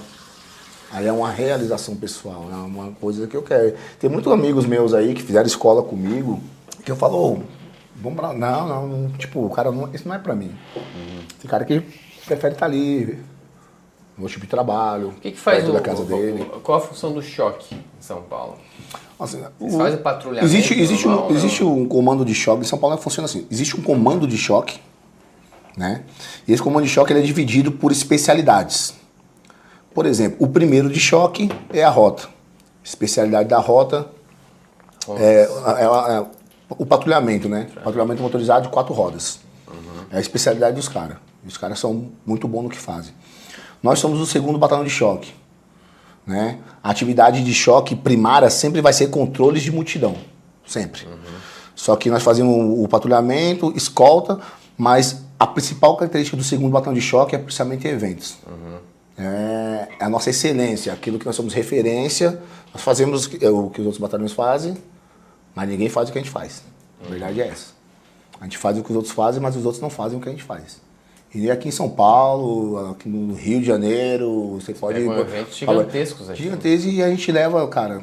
Os caras falam, vocês vão em quanto? 1.000? Não, 100 policiais. 100 policiais faz uma final de Libertadores com 65 mil pessoas no Morumbi. É mesmo, velho? Vindo um argentino, argentino, uruguaio, que são o pessoal que dá trabalho aí, meu. Argentino. É mesmo, o argentino já teve problema com o argentino? Vou te contar isso aí. Aí tem o terceiro de choque, que é especialmente só de controle de multidão, estabelecimento prisional, manifestações, essas coisas. O terceiro de choque, a característica é só controle de multidão. Hoje nós temos o quarto de choque, que é dividido no COI, que é o Comando de Operações Especiais. Os caras são especialistas em selva, são muito bons no que eles fazem mesmo. É o curso de caveira, que tem na Polícia Militar de São Paulo, que é o do COI. Lá tem o GAD, que é o pessoal do esquadrão de bombas, de negociação, de resgate, né? E agora temos o quinto de choque, que é o canil, um batalhão especializado só com canil, e nós temos a cavalaria. Todos esses batalhões, eles estão sob o comando do CP Choque, mas todos são choque, aí tem o primeiro, o segundo, o terceiro, o quarto, o quinto, mas cada um com sua especialidade. E quando precisa, uma ação de junta, tem ações aí, principalmente no litoral de São Paulo, que é preciso. O litoral de São Paulo tá muito parecido com... O litoral sul de São Paulo tá parecendo Rio de Janeiro. É mesmo? Mesma coisa. Criminalidade Mesma estação, gente andando de arma na rua, de fuzil na rua, porque uma das coisas, o que ajuda o crime organizado no Rio de Janeiro? O terreno. As características do terreno. E aqui em São Paulo, o litoral sul é muito parecido. Você vai em Santos, tem muito morro. Cubatão, ali, aquela região tem mangue. Então os caras têm muita facilidade com isso aí. Isso aí dificulta muito o trabalho da polícia. Aí é foda. E às vezes precisa de uma operação especial. Aí vem o segundo choque, vai a rota, vai o COI. E cada um a sua especialidade aí pra gente fazer as operações. Agora, uma das duas situações que me marcaram muito, né, no meu trabalho, 2013 foi uma coisa que foi no Brasil todo, aquele famoso não vai ter Copa. Então, é isso que eu ia te perguntar, dos Black Box e tal, Isso, aí, essa 2013 entrou pra história, não só do país, do batalhão, que era mais antiga, entrou como a maior sequência de ações de CDC da história do batalhão. Todos os dias a gente era acionado, e às vezes mais de uma vez no dia. Às vezes a gente, aqui onde você tá, aqui na Consolação, cara, nossa, direto, a gente é acionado, a gente agia aqui. Quando a gente tava retornando no batalhão, o alarme tocava, a gente tinha que ir lá pro Largo da Batata. Do Largo da Batata a gente tinha que ir pra Marginal. E foi assim, cara, foram dias, né, esse período aí, não vai ter Copa, o famoso 3,20 aí, né, que teve o reajuste da passagem de R$3 para 3,20, foi só um estopim para acontecer aqui, acho que foi indo pro Rio de Janeiro, em outros estados teve, mas não com a força que teve em São Paulo. 2013 foi justamente por causa desse negócio do passe, a galera do passe livre aí começou com isso aí. E aí foi quando surgiu os Black Box, muito ataque, agências bancárias, a Paulista aqui, cara. A Paulista virou um campo de guerra. A Paulista virou um campo de guerra. E naquele foi todos os dias. Tinha dia que a gente não ia embora. O pessoal tava com raiva do governo tá depredando o comércio? É o que eu falei pra você, o caráter não se forma, cada um tem o seu. Então você espera uma oportunidade. A pessoa já tem aquilo dentro dela. Né? Já tem aquilo dentro dela, quando ela vê a oportunidade, ela faz. Né? A pessoa não está preocupada em fazer uma manifestação pacífica em pró de uma melhoria para a sociedade. Ele vê aquilo como oportunidade de fazer baderno. Tentaram entrar no Palácio do Governo? Também. Tentaram. Aliás, direto, qualquer manifestação que tem, o pessoal quer ir lá no Palácio, a gente já foi acionado várias vezes para poder... Sindicatos, né? Falando em entrar no Palácio do Governo, eu entrevistei o Pedrinho, né, que ele é do GER da Polícia Civil, ele falou que teve uma manifestação da Polícia Civil pedindo reajuste, eles tomaram um pau do choque. Foi em 2000... O Pedrinho falando, pô, a gente queria reajuste. A gente tomou um pau do choque, não adianta, o choque pode vir um estádio de futebol, o choque não deixa passar. Foi 2009, mano. A gente é o seguinte, mano. É o que eu falo, você tem que tomar muito cuidado com o que você fala pra tropa de choque. Porque o que você falar, a tropa de choque vai cumprir. Você vê 10 policiais descer no meio de 5 mil torcedores. Fala assim, ó, aquele cara ali quebrou a ordem. Vamos lá buscar. E a gente vai buscar, irmão. A gente vai buscar. Fala pra você, vários confrontos de 10, 15 policiais com 1000 torcedores. Eu falo, como é que... A gente enfrenta, cara. A gente enfrenta. Agora, como eu falei, os argentinos e os uruguaios, eles têm uma característica diferente, porque aqui no Brasil, quando você tem uma ação, eles meio... né, você dá... Nos primeiros ali, argentino e uruguaio não recua. Não recua. Não recua. E eles vão embora felizes. Qual a situação tu passou com a Argentina? 2012, os principais. 2011 foi com Santos e Peñarol. Na final, que os jogadores começaram a brigar, lá por causa do Neymar, na final que o Santos foi campeão da Libertadores. Aí a briga dos jogadores gerou que a torcida do Peñarol veio pra tentar invadir o campo, aí teve aquela confronto com a torcida do Peñarol, foi tenso. Em 2012, a final do Corinthians e Boca Juniors na Libertadores, que teve dois problemas. Um, porque deu a superlotação do estádio e a torcida do Corinthians tentou invadir o estádio. Então primeiro a gente teve que conter a invasão da torcida do Corinthians, que não foi fácil. O jogo tava rolando e o pau quebrando. E ao término do jogo, os argentinos que perderam o jogo. Aí os argentinos vai pra cima. Então a torcida do Boca Juniors Tem uma muito famosa, ficou muito famosa em 2005, São Paulo e River, né, que passou na televisão. Que o Luiz Fabiano deu voador. Aí aquilo ali repercutiu, patrulha de 3 policiais enfrentando não sei quantos argentinos. E os enfrenta, cara. Os argentinos que ganharam ainda o jogo na época. Não, 2005 eu acho que o São Paulo ganhou, né? Foi 2006 que o Corinthians perdeu pro River. 2005 o São Paulo ganhou do River. É que teve um campeonato que o São Paulo perdeu do River, que o Luiz Fabiano eu vou dar, mas foi antes de 2005. São Paulo ganhou realmente em 2005. 2005 foi o São Paulo foi campeão jogo, depois, fez 2-0 no primeiro jogo. E tu tava já no Choque em 2005? Não. Meu primeiro confronto com torcida foi em 2011. 2011, o último jogo do Campeonato Brasileiro, Corinthians e Palmeiras aqui, Vasco e Flamengo no Rio. E o Corinthians jogava por um resultado aqui junto com o Vasco lá. Então o Corinthians precisava pelo menos empatar com o Palmeiras aqui. Mesma coisa. Super lotação, Pacaembu, o estádio mais antigo. Hoje com as arenas mudou muito, né? Hoje você vai na arena do Palmeiras, arena do Corinthians, parece que está em estação de shopping, é outra característica. Antigamente era Pacaembu e Morumbi. Pacaembu era bem peculiar ali, é um estádio municipal. E tinha aquela praça Charles Miller. Charles Miller foi um palco de muitas guerras, cara, muitos confrontos. Se chegar no YouTube aí, você procurar, você acha. Eu quero saber do argentino, no detalhe. Por exemplo, do Corinthians e Boca. Vamos lá. O que acontece com o argentino? Ele não recua, cara.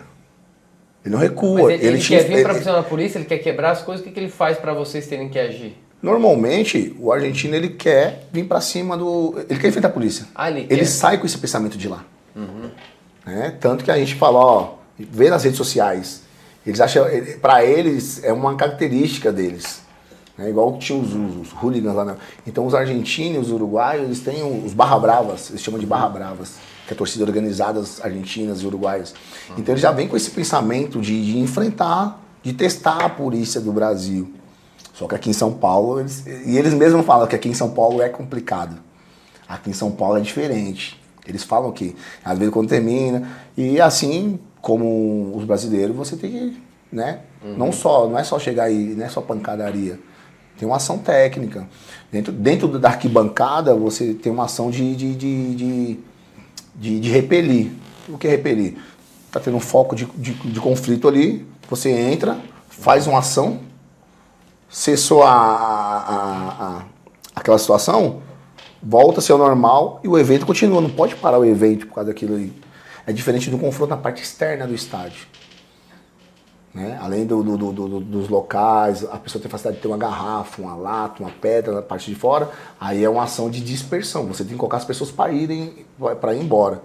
Então é bem complicado o confronto na parte externa do estádio. É diferente do confronto porque na arquibancada você sabe que o cara não tá com nada para te jogar, então é na mão. Lá fora aí você tem que usar escudo, usar alguns tipos de Gás. A gente fala de munições de impacto controlado. Tá. Elastômero. Elastômero, a gente tem que usar as granadas de efeito moral.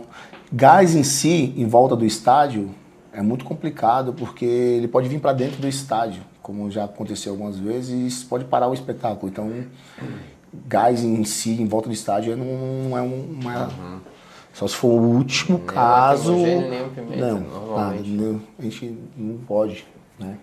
Só se acabou o jogo. O término do jogo, pode dispersar. Mas, fala pra você, o pessoal que vem de outros batalhões pra lá, e eles ficam assim, pô, mas a gente vai desarmado? Pô, irmão, aqui é no braço, pai. Aqui é no braço. Então vai treinar, vai puxar um ferro, vai fazer uma luta, vai fazer uma academia, porque aqui, fisicamente, a gente é... Vocês têm o como é que é o nome? Não, bastão. Pô, escapou o nome. Cacetete. A gente fala bastão, né? Bastão mesmo. Bastão. E é isso, bastão, a mão. Bastão entendeu? E a coragem. E a coragem. Pronto, você falou. É isso que não pode faltar. Nunca. Um guerreiro de choque não pode faltar coragem. Os argentinos fora do estádio, você já pegou o confronto ou você ficava dentro do estádio? Eles são... porque na parte externa, eles têm uns ônibus deles para eles irem embora. Então, e eles são engraçados, eles te enfrentam ali no estádio, depois que acaba, eles vão embora como se nada tivesse acontecido, eles não ficam indo pra cima de você lá fora. Então o prazer deles... no estádio. O prazer deles é ter aquele ele tem aquele prazer de ter aquele confronto, mas na hora de ir embora, Eles já saem do estádio assim, todos com a mão levantada. Tipo, ó, já fizemos o que a gente tinha de fazer. Quero uma bagunça. Eu quero ir embora. E eles, às vezes você vê, tem cara tá sangrando, tudo mais. Você quer dar um atendimento, cara, não. E ele vai rindo, cara. E você vê ele filmando, pra ele aquilo ali é uma faz parte do espetáculo. Faz parte pra eles. É. Se você for assistir um filme do Hooligans, já assistiu o filme dos Hooligans? Já. Aquilo ali, o cara vai embora depois daquele confronto entre eles, e aquele que tá machucado, pra ir um troféu. Então eles têm isso. Os argentinos, os uruguaios, eles têm isso. Aqui... Aconteceu durante o jogo, aconteceu depois... Acabou. Já aqui, pelas leis nossas, não tem jeito. Esse tipo de ação é crime. Então não é só chegar lá e... Você tem que ter uma ação técnica, você tem que deter pessoas são presas. Inclusive o colega aí que você falou que vai estar vindo aqui, ele vai te contar a história de chega torcedores lá pra...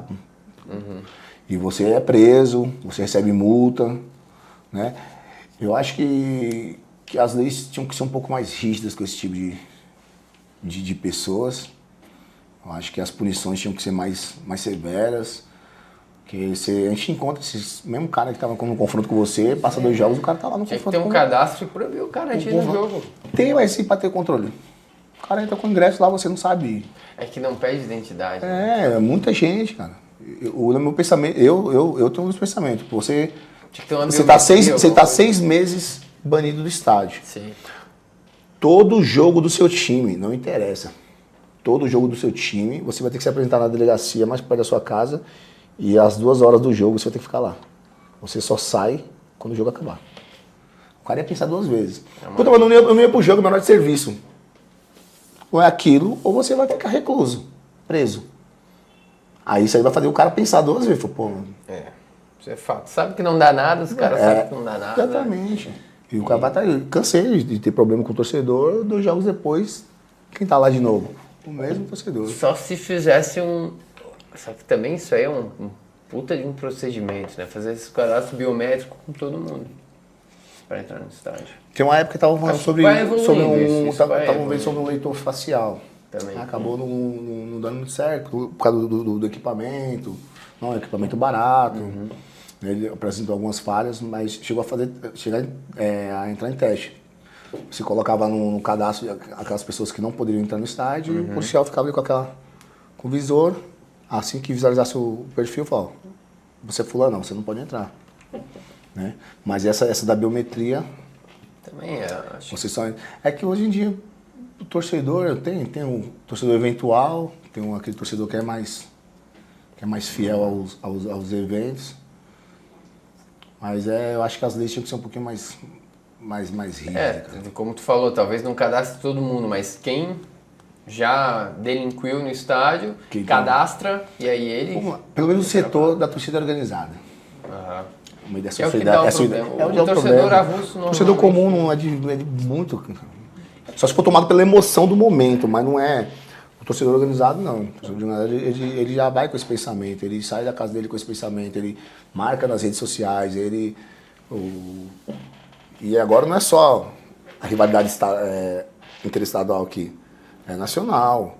Eu torço para um time aqui em São Paulo e não gosto desse time de São Paulo, só que esse time de São Paulo é aliado à torcida lá do Rio. Então eu odeio a torcida do Rio também. Que é aliada à torcida aqui de Porto Alegre, que eu também já odeio. Então eles têm essas alianças e essas torcidas começam a criar ou seja, além dos problemas que você tem aqui, aí a torcida sai daqui para em Curitiba tem problema, o cara vai para o Rio de Janeiro tem problema, o cara vai para Salvador tem problema, o cara vai para Florianópolis para um jogo tem problema, a polícia lá tem problema porque aquela rivalidade regional se expandiu pelas alianças das organizadas, se expande para outros estados.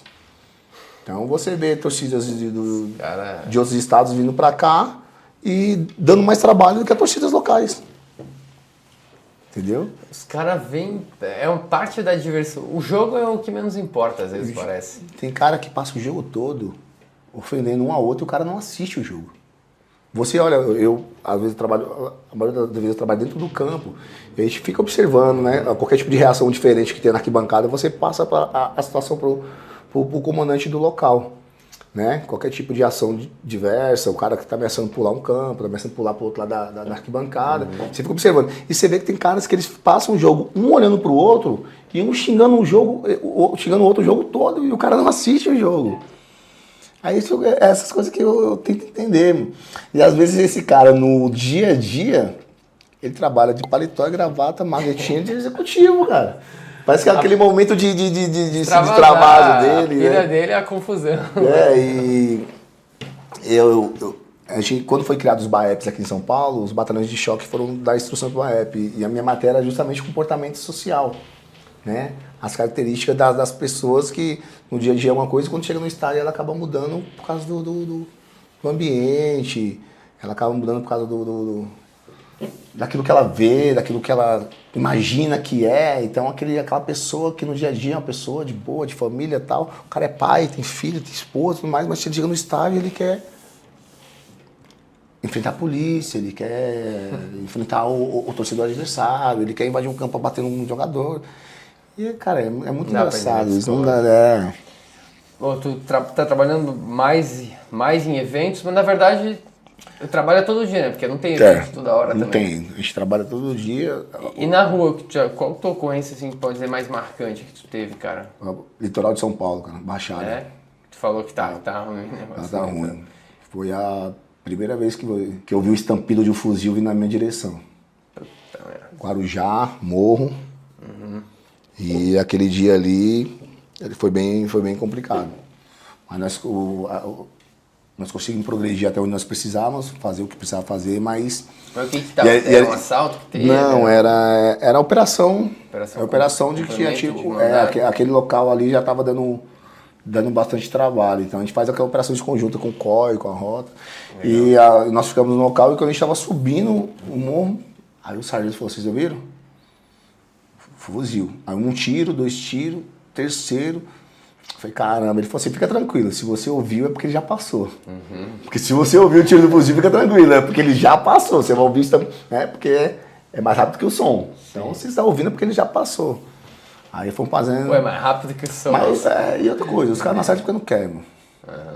O terreno é totalmente favorável para os caras lá. Você tá na parte de cima, tá na parte de baixo. Eles querem assustar. Eles querem que você não vá lá, porque sabe que você vai entrar, vai abrir um espaço, o canil vai vir, e os cachorros acham. Os cachorros são bons.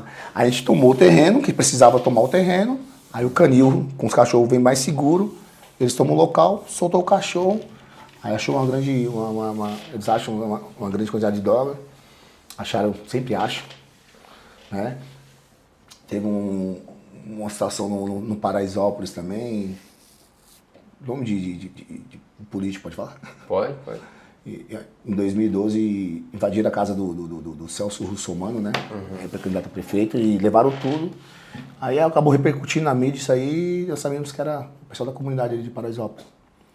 E nós fizemos essa ação de fechar a comunidade ali, de uma forma também de não deixar nada resvalar nas pessoas cidadãos de bem, porque lá, né, graças a Deus a maioria é cidadão de bem que está ali porque precisa estar ali. Sim. Né? E a gente acaba, às vezes, rotulando todo o local por causa de meia dúzia. É igual você achar que a polícia está no lugar não presta por causa que tem meia dúzia de polícia lá que não presta. Advogado não presta porque tem meia dúzia de advogado que não presta. É a mesma coisa. Você não vai rotular uma comunidade por causa de uma parte que faz o uso daquilo ali, das pessoas, da minoria. Né? Então a gente tem que tomar muito cuidado com isso, com os moradores, cidadãos de bem que estão lá. Mas são ações bem peculiares que... Teve alguma ação algum caso que te emocionou de alguma forma, cara? Alguma coisa mais marcante, assim? Normalmente o pessoal muito fala de criança, mas... Não sei, se tu pega esse tipo de ocorrência de rua, assim... Esse negócio, a única vez que eu me deparei com a situação que, para mim, ele foi bem complicado, a gente estava na operação de trabalho de choque. Normalmente, o que acontece? A mulher está grávida, entra em estado de parto, o pai trava. E ele não lembra de nenhum número, cara. O único número que ele lembra é 190. Não liga o 92 SAMU, não liga o 93 bombeiro, que é especializado, não liga o 190, a pessoa só liga para o 90. E nesse dia nós estávamos num patrulhamento no extremo leste de São Paulo e passamos pelo local e o pessoal no meio da rua. Ajuda. E a mulher tinha entrado em estado de parto. Aí uma casa, cara, bem simples, um cômodo, já tinha 4 crianças lá dentro, não tinha lençol, nada limpo, cara. E a mulher entrando.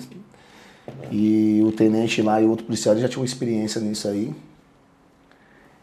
E ele, pra mim, foi uma coisa muito marcante, porque às vezes tem cara que acha que é bilão, é da hora tirar uma vida. Mas você ajudar uma vida a vir ao mundo, cara, e você salvar uma vida é muito mais gratificante, né?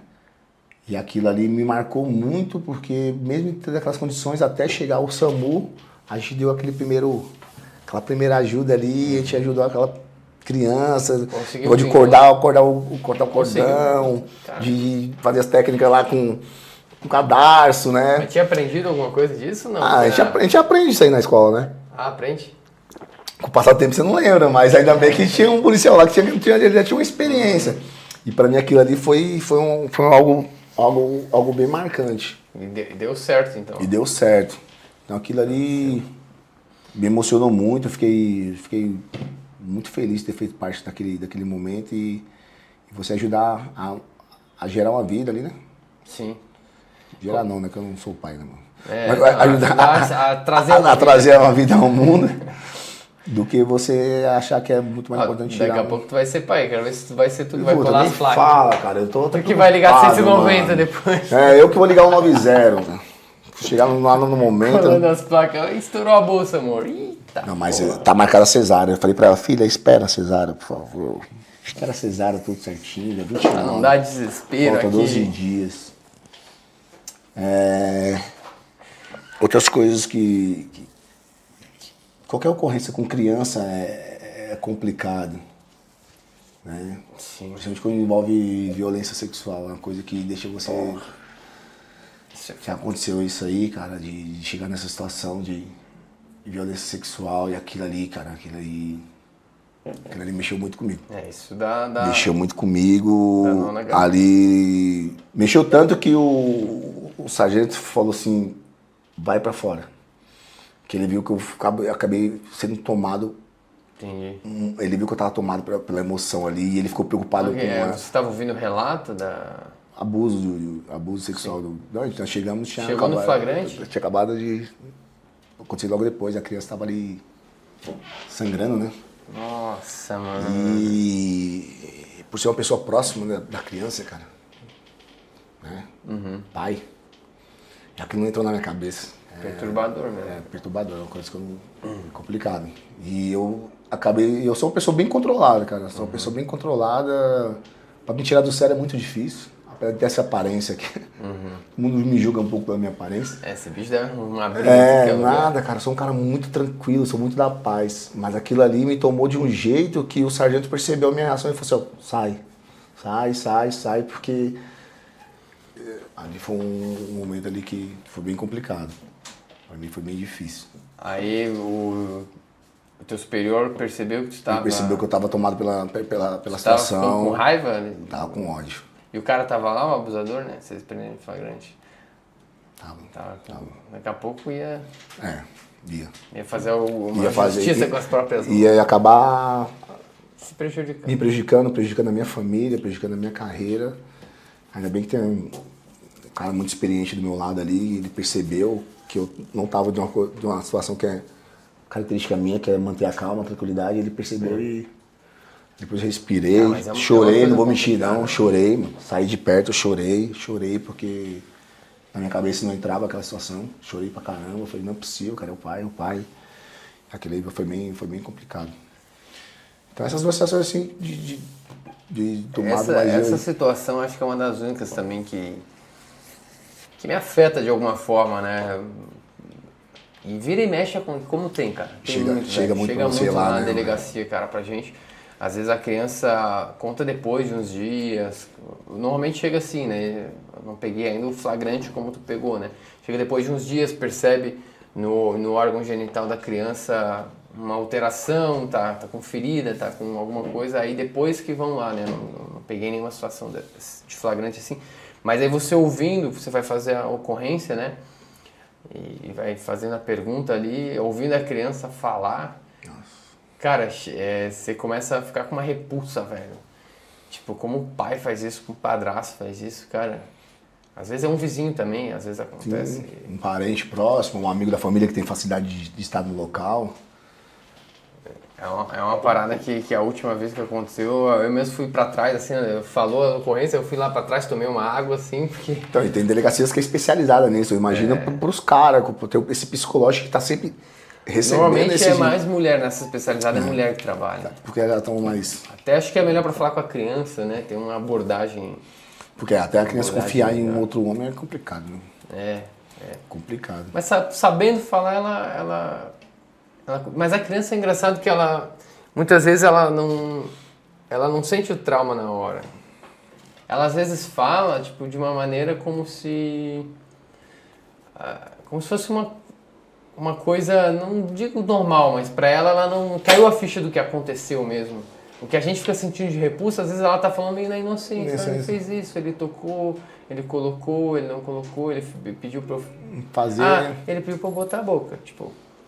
Coloca coisa assim pra ela, tipo... Ainda não caiu a ficha da gravidade do negócio, assim, sabe? Pode acarretar um trauma futuro pra ela. Com certeza, né? Mas no momento a inocência da criança não consegue ver essa criança, não consegue ver essa a maldade.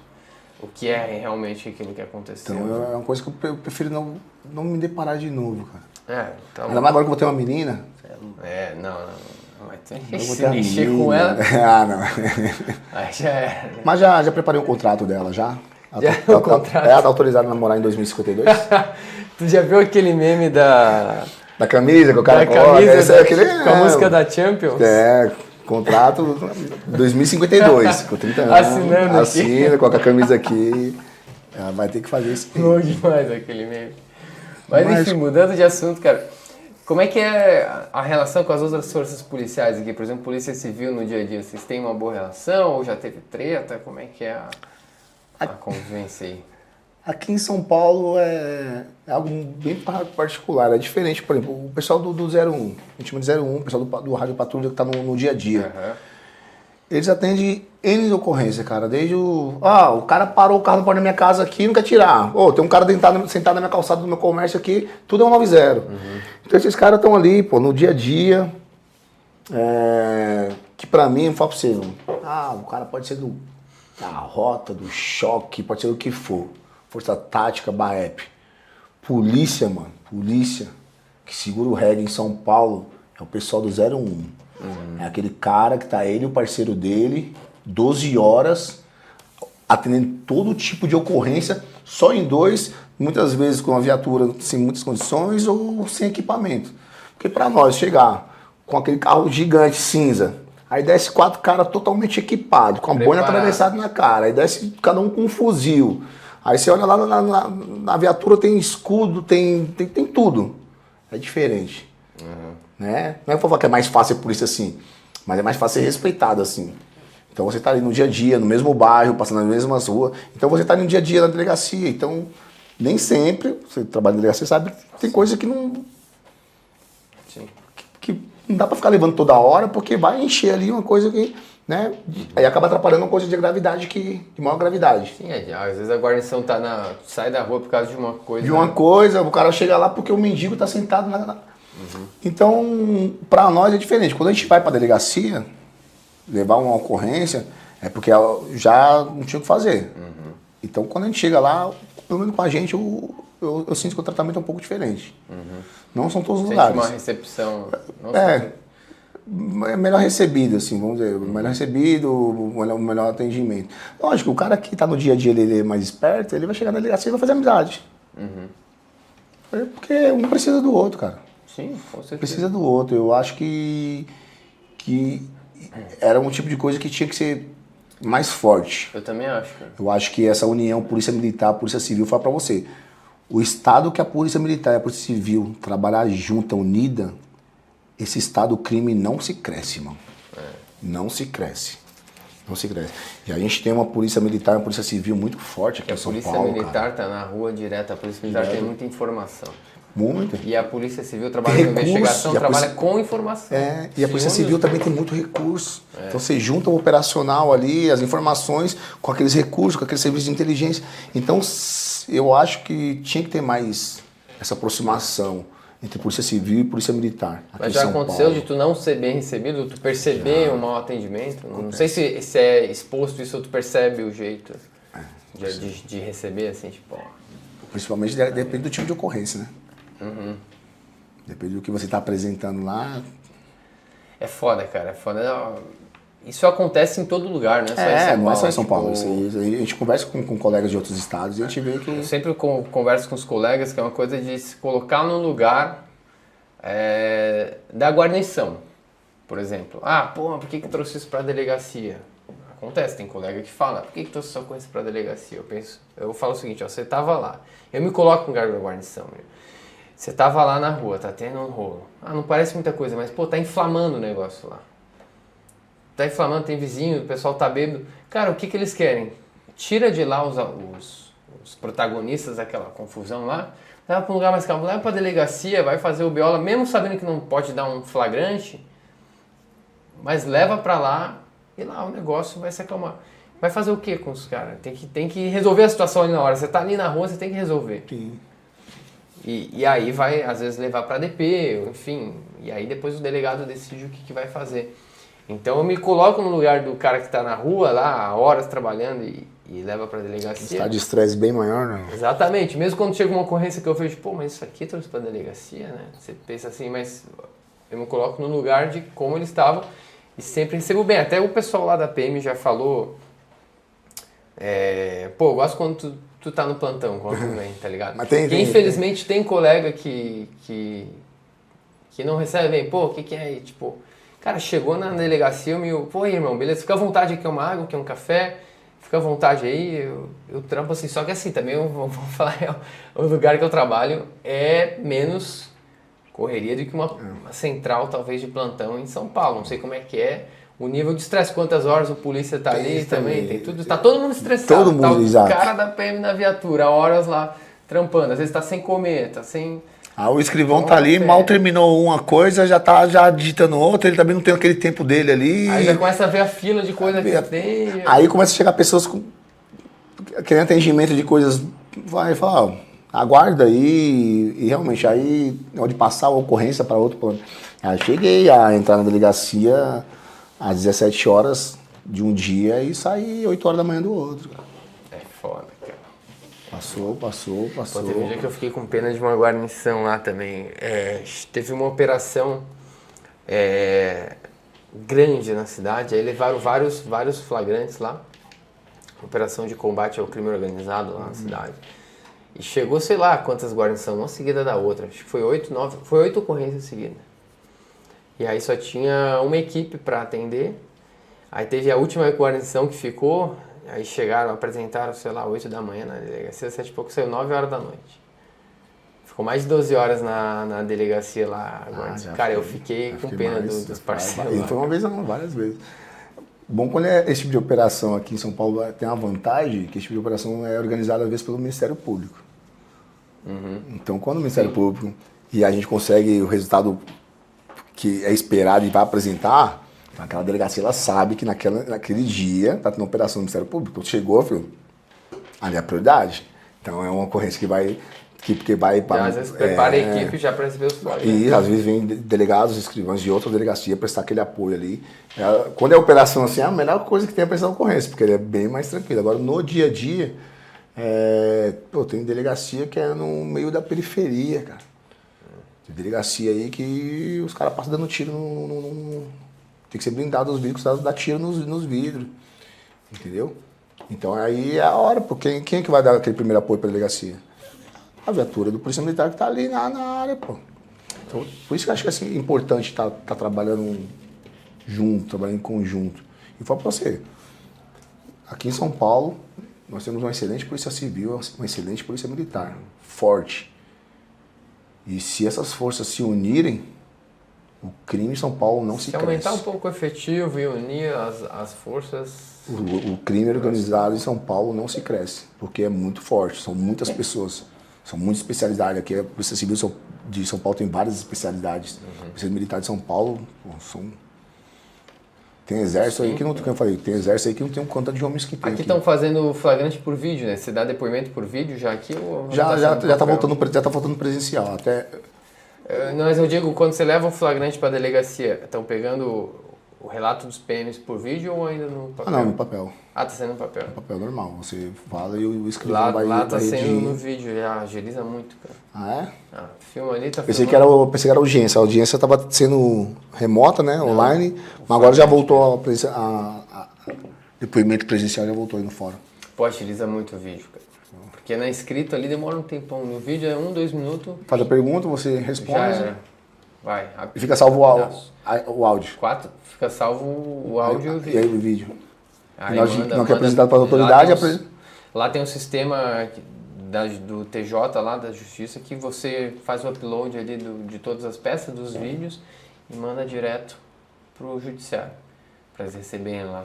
Porra, Facilita muito. pra caramba. Agiliza muito. Porque querendo ou não, uma papelada é estressante. Pra caraca. É o que demora. Tu É o que pegar o demora. relato de cada um, aí... Pô, demora pra caramba. Muito. O problema é a O papelada. vídeo ali começou, cara, em 10 minutos faz um flagrante. Houve 2 PM, houve a testemunha e o autor. 10 minutos. Pelo menos de ouvir as pessoas acabou, em 10 minutos. Isso é em todo o estado de Santa Catarina? Ah, quase todo o estado. Quase. Tomara que quem esteja ouvindo isso aqui leve essa ideia para São Paulo, Passa né? aqui, tu vai ver que vai agilizar. É, bacana essa ideia. Vai agilizar. Bacana isso aí. Melhorou bastante. Antes a gente ficava num flagrante 2, 3 horas.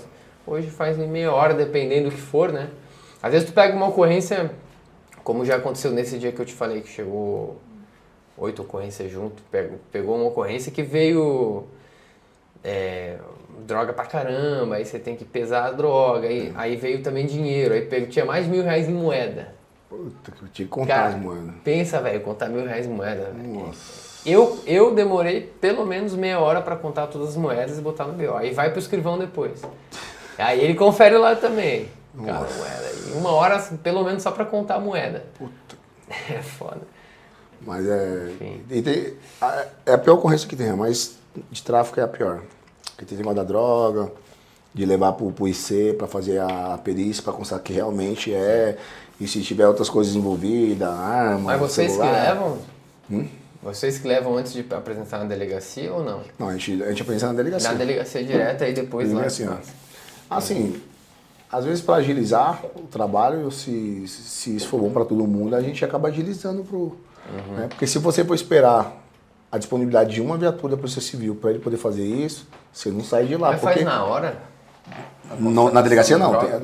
Aqui em São Paulo você tem um instituto. Sim, E mas entre eles esperam a droga aí voltar pra fazer o flagrante de vocês? Meu Deus do céu, isso aí é absurdo, cara. A gente faz o flagrante lá, a gente tem um reagente lá que... Então, Dependendo em algumas cidades, por exemplo, cocaína e crack. no litoral usa essa. Aham. O litoral usa e algumas cidades do interior também usa. Aqui na capital você tem que levar pro. Aqui você faz a constatação preliminar, é feito o flagrante e vai. Depois vai pra perícia mesmo pra ver se era mesmo. Putz, isso aí demora muito. Demora. Tem coisa pra evoluir aqui na Polícia Civil ali de procedimento. Então. E é a ocorrência mais chata que tem. Demora horas. Horas. Você pode saber que quando você pegar uma ocorrência de tráfico, você vai ficar. Vai prender o cara mais de uma vez? Não, o cara Não. não chegou. Não, mas aprendi, cara, que quando chegou lá, ele tinha acabado de ser solto. Já cheguei, quando eu fui apresentar o investigador, eu falei assim, porra, mano, você tá aqui de novo, já aconteceu. Né? Aqui na zona sul de São Paulo, cantou uma ocorrência de caráter geral, né? Rouba veículo. Aí nós estávamos próximos, aí a gente foi acompanhando, até que a gente deparou com o veículo, furou o pneu do carro e o cara, ele teve o nome de parar para trocar o pneu do carro que ele roubou, cara. Olha, ele tava trocando no pneu do carro que ele roubou. Aí, Cara de pau da porra. muito, o cara, mano. Eu acho que ele ficou com medo de passar saindo com o carro furado e chamar a atenção, só que ele foi pra uma rua, ele foi pra uma viela. Ele tava na viela. Aí nós estávamos em volta ali e achamos. Quando nós chegamos na delegacia e fomos apresentar, o escrivão que recebeu a gente, na época, tava até um delegado que era amigo particular meu lá na delegacia, ele veio falar comigo, quando a gente foi levar ele falou, pode trazer o preso. Quando ele viu, ele falou, pô, não é possível, cara. Você tava aqui semana passada. Você tá aqui de novo. Mesmo cara. E mesmo crime? Mesmo crime. O cara rouba o carro, para pra trocar o pneu do carro roubado, acho que não vai dar nada. O problema é uma semana depois ele tá lá de novo, né? E se não tem violência, cara, infelizmente... É. Vamos para as perguntas da galera aqui. Deixa eu ver o que mandaram aqui no Instagram. Quer mais água aí? Pega mais água lá para nós, ô Gustavo? Quer levar esse copo aqui? Pega o copo... Ah, tem garrafa aí. Vamos ver, vem umas perguntinhas aí. Vamos lá. Toma água aqui, depois vou começar. O Jonas Tavares já mandou uma aqui. Opa, valeu, irmão. Obrigado. O Jonas Tavares perguntou: o medo de sair e não saber se volta para casa dificulta o rendimento no trabalho? Sem hipocrisia nenhuma, eu nunca tive esse pensamento. Eu nunca saí com o pensamento de que eu não vou voltar. Nunca passou pela... Nunca passei por esse negócio de... realmente, esse sentimento quem tem é nossos familiares. A sua esposa, a sua mãe, os seus filhos, eles têm esse pensamento quando você sai de casa de será que meu pai volta? Será que meu filho volta? Será que meu marido volta? Será que minha esposa volta? Né? Os pessoais femininos aí. A nossa família tem mais esse sentimento. Sim. O dia que você sair com esse pensamento, aí esse dia você não volta. Entendeu? Isso também nunca... Nunca não, vai trabalhar. eu sempre saí com o pensamento que eu vou fazer e vou voltar. Né? Vou fazer e vou voltar. Lógico, com respeito à minha profissão. Um caso inusitado, na minha primeira aula de tiro. A primeira aula de tiro foi eu e meu parceiro, né? Aí o sargento instrutor foi, nós passamos pela pista, você sabia que ali era um alvo, você sabia que era uma simulação, ele batia no seu ombro, falava, vai por isso, atira, não atira, não. Quando eu saí, quando acabou, não, ele falou, ó, guardem as armas, de municinho, guardem as armas, né? E eu tava assim, ó. Tremendo. Meu parceiro, tranquilo, fez comigo na pista. Foi, mano, tal, foi, mano, não tô com medo, mas adrenalina, eu senti a adrenalina daquela simulação e eu tava com a mão assim, ó. Ele foi zombar de mim. O sargento falou assim, ó, presta atenção. Você tá vendo esse tremor da mão dele aí? O dia que ele perder isso aí, ele morre. É isso aí que vai trazer ele pra casa todo dia. Enquanto ele tiver isso aí, ele volta. O dia que ele perder isso aí, ele morre. Porque aí você perde o respeito, perde o medo, perde a noção do perigo. Cuidado. Né? Eu não saio com esse pessoal, nossa, eu vou sair e não vou voltar. Eu não saio com esse pensamento, Deus, eu vou voltar pra minha casa. Né? Mas eu não perco o respeito pelo aquilo que eu tô fazendo. Show. O Vitor Lacerda perguntou: qual a parte positiva de trabalhar no choque e a parte negativa? Não existe parte negativa. Você vai perguntar pra mim, eu amo o choque. Existem as dificuldades de ser da tropa de choque. Você tem que estar disposto a estar lá. É uma tropa especializada, treinos específicos. Lá requer muito do seu físico e do seu psicológico. Você tem que saber ter um controle emocional diferenciado, não tem, porque você recebe muitas provocações, tem muito contato ali corpo a corpo, você às vezes tá indo numa manifestação na Paulista, toda a imprensa em cima de você, aí aquelas pessoas vêm perto do seu escudo, quer entregar uma florzinha pra você, fala uma palavra de provocação pra você, já esperando uma reação sua pra virar um Marte. Então você tem que ter aquele controle emocional de esperar a hora certa de agir, mesmo a pessoa estando próximo sua ali, te provocando. Então você tem que ter, não é fácil, cara. No estádio de futebol, o torcedor tá ali, né, te provocando. Então você tem que ter esse... É diferente de você estar na rua, numa abordagem, o cara falar besteira pra você. É desacato, deixa de ser desacato? Tudo é desacato. Mas a situação, você tem que estudar a situação. Então, eu não falo a parte ruim, mas você tem que vir sabendo que lá é diferente. Tem que vir preparado, fisicamente e psicologicamente. Porque se você não vir preparado para isso, você vai voltar. Você não vai ficar. Não vai nem passar. Não vai nem passar. E a parte positiva, cara, eu amo o que eu faço. Lá no segundo choque é bom que a gente não tem uma rotina. Cada dia a gente faz uma coisa diferente. Um dia a gente faz patrulhamento, um dia a gente faz um evento, um dia a gente faz uma escolta, no outro dia a gente vai puxar a hora, vai fazer uma reintegração de posse, vai ter tem que ir no presídio. ou você fica lá no batalhão, naquele dia de treinamento, vai fazer uma atividade física, vai fazer um dia de ralo. É a relação com os colegas. Então, e é uma realização, pessoal. É uma, sabe, você tá ali, aquele fardamento é diferente, aquela viatura é diferente, até a forma como as pessoas te olham é diferente, é uma conquista. Fica. Falar a real, fica mais sexy, né?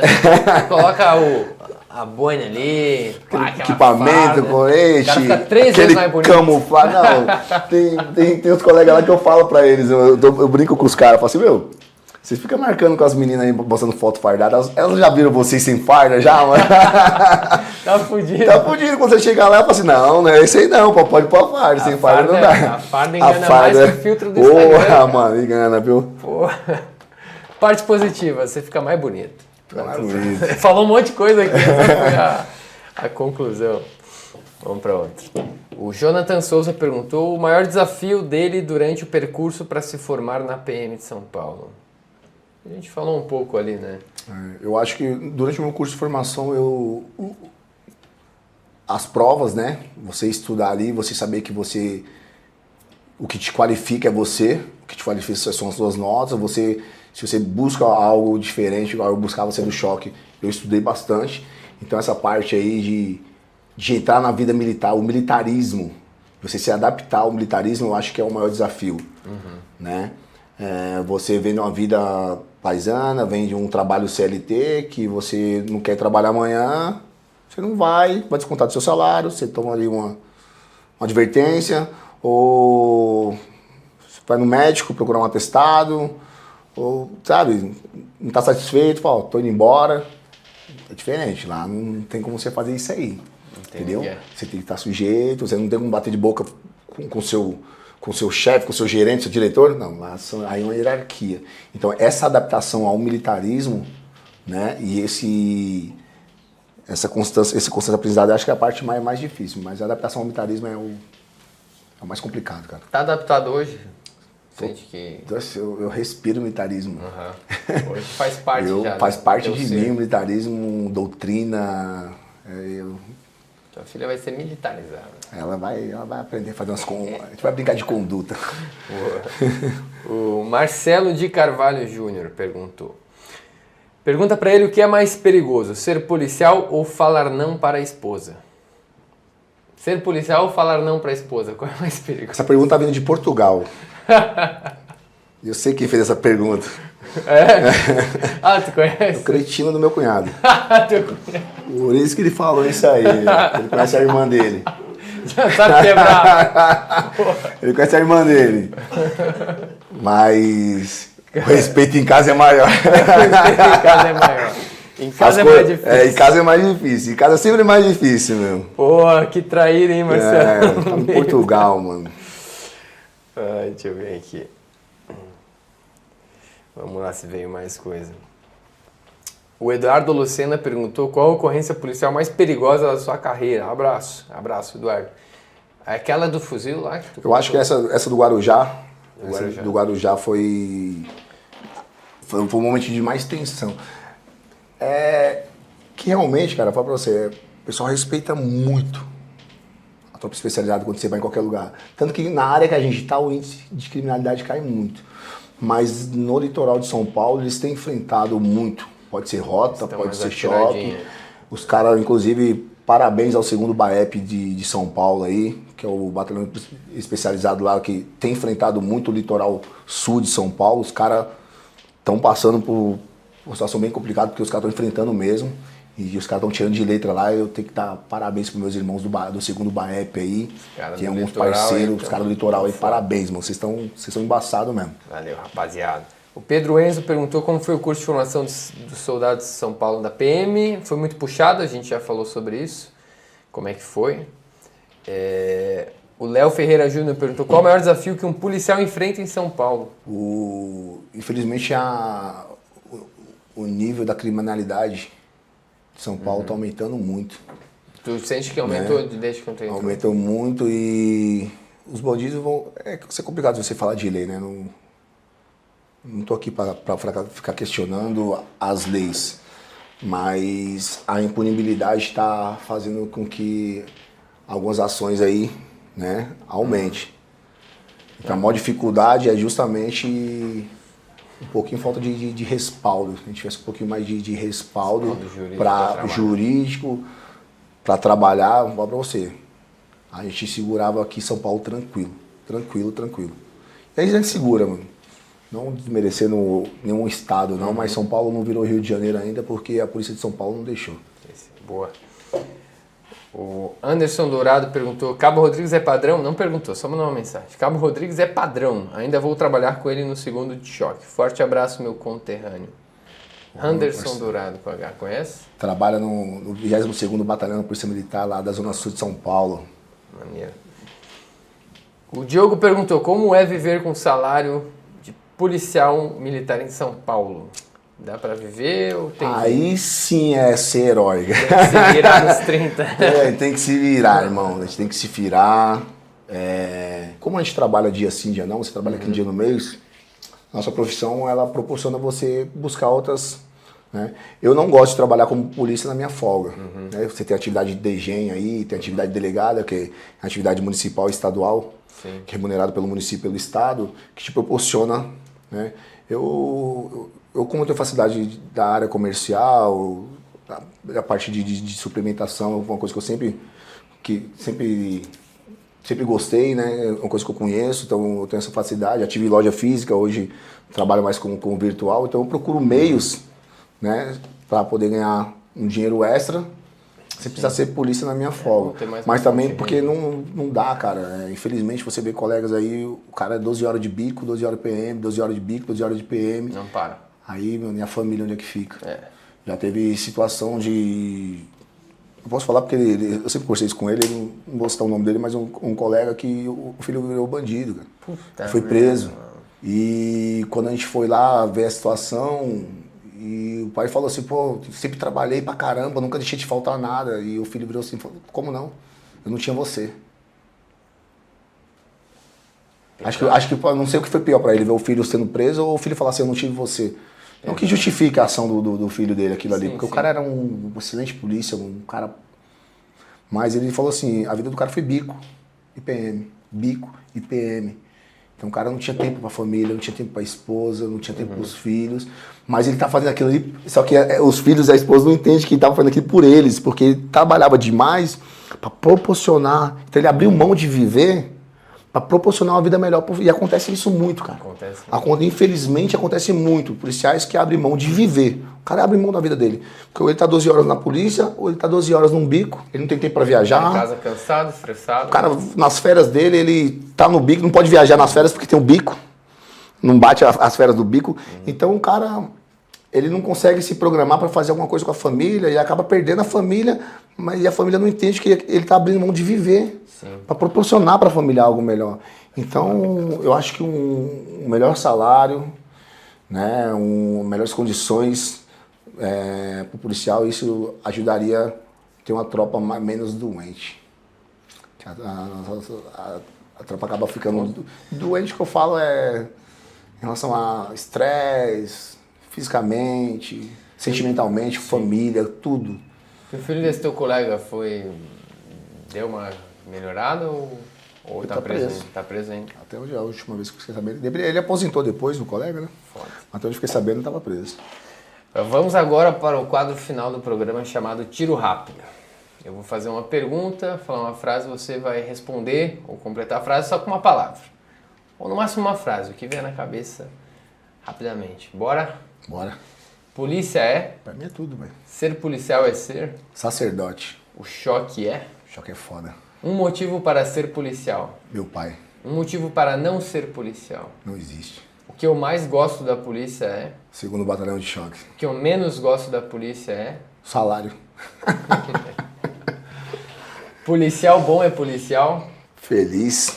Bandido bom é bandido? Que pague pelo seu erro. Se eu voltasse no tempo, eu? Faria tudo de novo. Show de bola, irmão. Para finalizar, qual recado você tem para dar para quem deseja ser policial um dia? Ó, eu recebo muitas mensagens no meu direct de concurseiros, de pessoas perguntando, falando que admira a profissão.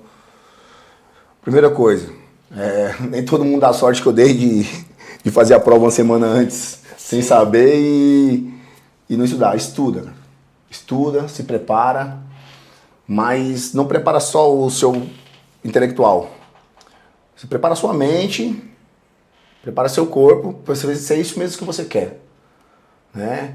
Converse com pessoas que passaram pela experiência, converse com pessoas que estão passando, muitos que procuram o pai o irmão isso é bacana, você vê o que seu pai passou, você vê o que seu irmão passou, vê o que o seu tio, algum familiar seu próximo passou, e você vê se é isso mesmo que você quer para sua vida. Tá? Porque, como eu falei, polícia é um sacerdócio. Sacerdócio é quando você abre mão de você para servir os outros. Então é isso. A gente serve as pessoas, até com o sacrifício da própria vida. Pode parecer jargão, mas é verdade, cara. É verdade. Eu falo que é a profissão que mais se aproxima de Jesus Cristo. Né? Jesus Cristo, Deus, é o Salvador. Como eu falo quando se aproxima de Jesus Cristo? Porque abrir mão de ser quem é para servir, morreu e não teve reconhecimento de muitas pessoas. E às vezes acontece com o policial. Abre mão da família, do dia a dia, para servir. Muitos tombam aí, ou em serviço, ou na folga, por serem policiais e não tem um reconhecimento. Então você tem que estar preparado para isso. Então se você quer entrar, vê que é isso mesmo, vai lá, estuda, se prepara. Se você for fazer uma escola, entenda. Seja polícia militar, seja polícia civil, seja polícia rodoviária federal. Hoje está crescendo muito aqui em São Paulo os agentes penitenciários aí, né? Que agora tem Polícia Penal, os ASP aqui antigamente a gente que fazia isso, mas agora foi criada. Então se você quiser fazer, faça. Vê o que você se enquadra, sei lá, quero ser bombeiro, seja o que for. Estuda, mas tenha certeza daquilo que você está fazendo para você poder fazer o melhor. Porque se você entrar, porque eu não tenho opção, ou porque eu quero ser funcionário público, não vai não, cara. Tá no lugar errado. Aí tá no lugar errado. Porque isso aqui é um sacerdócio. Fechou, tem que ser escolhido. Obrigado, Thiago. Satisfação. Bom demais, irmão. Muito bom. Espero rever vocês em breve aí. Na próxima vinda, vamos marcar uma visita lá no batalhão pra vocês conhecerem. Opa, aí sim. De preferência agora, quando voltar os jogos aí, isso. Vamos ver se a gente consegue fazer um acompanhamento uma aí. Uma matéria de preparação, como é que é a preparação para a fase preparatória. Vamos fazer. Ia ser bacana. Vamos fazer. Vai voltar ano que vem só. Ano que vem volta os campeonatos. Eu vou marcar para São Paulo e falo contigo. Se marcar, dá um toquinho antes que eu já vou falar com o nosso comando, com o P5. Mas o batalhão, ele... É bacana isso, o batalhão gosta disso, né? Show. De mostrar o nosso dia a dia, porque como a gente está em dia a dia com a sociedade, ele gosta de mostrar o dia a dia. Vamos fazer, voltando ao Campeonato Paulista, aí a gente vai fazer uma matéria top. Perfeito. Pessoal, segue o Cabo Thiago, como é que é o teu arroba? Thiago _ 2 choque. 2 choque. Thiago _ 2 choque. Vou deixar aqui, tá na descrição do vídeo também. Segue ele lá no Instagram, manda uma mensagem para ele que viu aqui no Café com a Polícia e deixa seu comentário aqui embaixo falando, vim até aqui e o que você achou da entrevista, beleza, rapaziada? Muito obrigado pela atenção, forte abraço, fiquem com Deus, tchau, tchau.